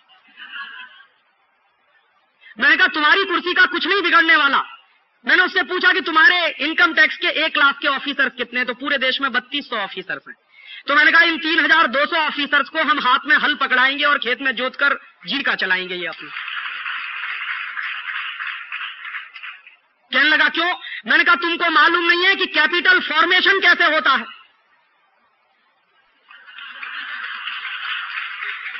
और चूंकि तुमको मालूम नहीं है कि कैपिटल फॉर्मेशन कैसे होता है, इसलिए दूसरे के खून पसीने की कमाई पर तागड़ धिंडरने की तुम्हारी आदत पड़ गई है। तो तुमको मालूम होना चाहिए कि कैपिटल फॉर्मेशन कैसे होता है। तो हल जोतो खेत में, जीविका मिल जाएगी इस देश में, क्योंकि धरती माता बहुत देती है, 2 जून की रोटी तो मिल ही जाएगी तुमको। तो कि बात कुछ समझ में आ रही है। मैंने कहा इससे भी ज्यादा सबसे महत्वपूर्ण बात जो समझनी चाहिए तुमको, ये मैंने उसी से पूछा कि तुम ये बताओ कि तुम्हारे इनकम टैक्स डिपार्टमेंट के कानूनों के कारण ब्लैक मनी कितना जनरेट होता है एक साल? तो कहने लगा लगभग 1.5 लाख करोड़ का। तो मैंने कहा जब तुम्हारा डिपार्टमेंट खत्म हो जाएगा तो क्या होगा? तो ये सब मनी व्हाइट हो जाएगा। तो अभी जब तुम्हारा डिपार्टमेंट है तो उसके कारण मेरे देश का 1.5 लाख करोड़ का नुकसान हो रहा है। माने वो 1.5 लाख करोड़ व्हाइट में नहीं है, ब्लैक में है। और तुम कर क्या रहे हो? तुम 7,000 करोड़ वसूल रहे हो उसमें से। और तुम्हारी इनएफिशिएंसी की मैं क्या कहूं कि VDIS की स्कीम चली, उसमें से तुम 10,000 करोड़ ले आए तो तुमने मान लिया कि बड़ा भारी विजय लिया है इस देश में। और कैसे लिया है? VDIS के माध्यम से, जैसे शराबी पति अपनी पत्नी से मांगता।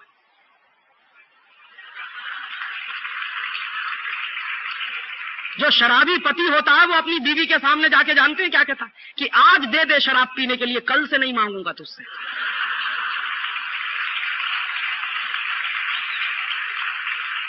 तो पत्नी क्या कहती है कि नहीं नहीं, तुम रोज यही कहते हो। तो कहते नहीं नहीं, आज के बाद नहीं पीऊंगा, तू दे तो दे। तो बेचारी पत्नी झांसे में आ जाती है, दे देती है। दूसरे दिन फिर आके छाती पे खड़ा हो जाता है कि अब आज और दे दे। माने VDIS चला, 31 दिसंबर तक दे दीजिए, फिर नहीं आएंगे आपके पास। यही तो था। और 31 दिसंबर पूरा हुआ तो फिर छाती पे आके खड़े हो गए कि अब तुम्हारे घर में अगर सेल्यूलर फोन है, अगर तुम्हारे पास एग्रीकल्चरल फार्म है, अगर तुमने विदेश यात्रा की है तो फिर तुमको चूसेंगे आके। तो शराबी पति को जैसे शराब की लत लग गई है, वैसे ही भारत सरकार को लत लग गई है इनकम टैक्स की। और एक दूसरी बात आपसे और कहना चाहता हूं कि अगर इनकम टैक्स डिपार्टमेंट खत्म हो गया इस देश में, सेंट्रल एक्साइज भी खत्म हो जाए, मैं तो इस देश में भगवान से प्रार्थना करता हूं, तो इस देश में 70% करप्शन खत्म हो जाएगा। करप्शन होता क्यों है और करप्शन होता कैसे है? माफ करेंगे ये बात कहने के लिए। मेरे एक बहुत अच्छे परिचित दोस्त हैं, उनका नाम नहीं लेना चाहता, बंबई में रहते। उनका एक दिन का डोनेशन जो है करीब करीब 5 से 10 लाख रुपए का है। एक दिन में डोनेट करते 5 लाख, कम से कम 10 लाख अधिक से अधिक। तो एक दिन मैंने उनसे पूछा कि आप ये जो डोनेशन करते हैं 10 लाख रुपए का, तो आपको बड़ी खुशी होती है? कि हाँ मुझे बहुत खुशी होती है। लेकिन 1 लाख रुपए का टैक्स देना हो तो 3-3 चार्टर्ड अकाउंटेंट रखे हुए हैं उन्होंने मैनिपुलेशन करने के लिए। और आप लोग कर क्या रहे? माफ करिएगा ये बात कहने के लिए, 1 रुपया इस जेब से निकलकर उस जेब में कैसे जाए, उसी में आपकी पूरी कसरत लगी हुई है। और मैं कहना यह चाहता हूं कि इस देश का बेस्ट ब्रेन लगा हुआ है 1 रुपया इस जेब से निकलकर उस जेब में कैसे ना जाने पाए या कैसे चला जाए। तो आप अपने इंटेलेक्ट का देश के हित में क्या इस्तेमाल कर रहे हैं? ये सीधा प्रश्न मेरा आपसे है। और आपको मैं एक जानकारी और दे दूं, ICS बनने में, IPS बनने में, IRS बनने में जितनी मेहनत नहीं लगती, उससे कई गुना ज्यादा मेहनत चार्टर्ड अकाउंटेंट बनने में लगती है, ये मैं जानता हूं। तो जो मेहनत आपने की है उसका देश को कुछ तो लाभ मिलना चाहिए। और इस पर आप अपने स्तर पे सोचिए कि हम हमारे इंटेलेक्ट का इस देश को क्या लाभ दे सकते हैं। तो मैंने उनसे यही पूछा था कि आप 10 लाख रुपए का डोनेशन दे देते हैं लेकिन 1 लाख रुपए का टैक्स नहीं देते। तो जानते हैं उन्होंने क्या कहा कि राजीव तुमको मालूम नहीं, भारत के धर्म शास्त्रों में लिखा है कि कुपात्र आदमी को 1 पैसे का भी दान नहीं देना चाहिए। तो ये भारत सरकार चूंकि कुपात्र है इसलिए मैं इसको 1 रुपया भी नहीं दे सकता। और जिसको मैं 10 लाख रुपया डोनेट कर रहा हूं उसके बारे में मुझे मालूम है कि ये कहां खर्च होने वाला है। मैं जो इनकम टैक्स देने वाला हूं मुझे खुद नहीं मालूम कि वहां कहां खर्च होने वाला है। मतलब ये है, मैं कहना ये चाहता हूं कि अगर इस देश में इनकम टैक्स डिपार्टमेंट बंद हो गया, सेंट्रल एक्साइज बंद हो गया, तो चिंता मत करिए, ये देश डूबेगा नहीं। मैं एक दूसरी बात कह रहा हूं कि भारत सरकार अगर टैक्स लेना बंद करके लोगों से दान मांगना शुरू करे तो रेवेन्यू कलेक्शन 3 गुना बढ़ जाएगा इस देश में। क्योंकि यहां दान देने की बहुत पुरानी परंपरा है, लेने वाले की पात्रता चाहिए।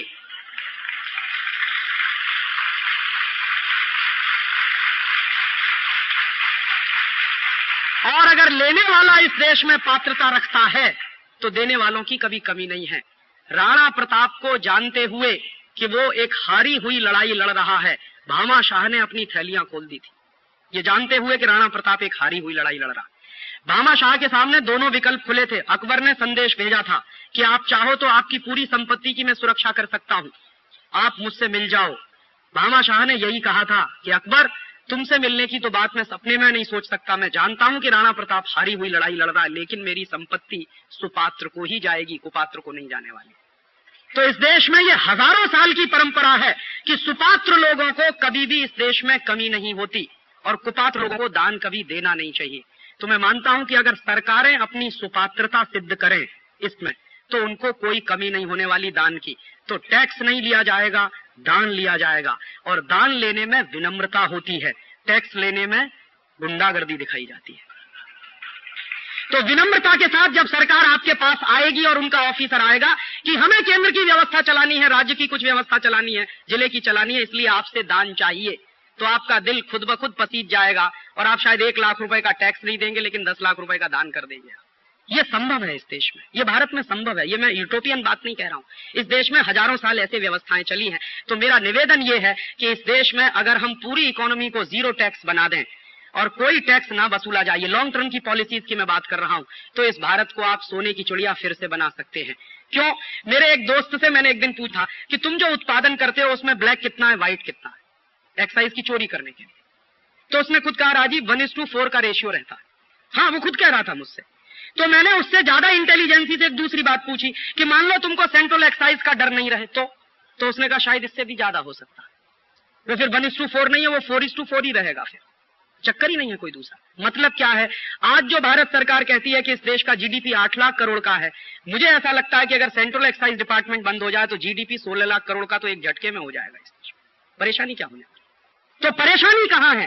परेशानी इस देश की व्यवस्था में है, जो अंग्रेजों ने बनाई थी आपको चूसने के लिए। वो व्यवस्था जब तक बदली नहीं जाएगी तब तक आप भारत को एक मजबूत आर्थिक देश नहीं बना सकते। तो तात्कालिक रूप से नीतियां क्या होनी चाहिए? तात्कालिक रूप से इस देश में नीतियां ये होनी चाहिए कि जो पिछले 7 साल में सत्यानाश हो रहा है जिन पॉलिसीज के कारण, उनको तत्काल रोकना चाहिए और एक नए रास्ते पे जाना चाहिए। और लॉन्ग टर्म की पॉलिसीज क्या होनी चाहिए? लॉन्ग टर्म की पॉलिसीज इस देश में इस टैक्सेशन के पूरे स्ट्रक्चर को खत्म कर देने की जरूरत है।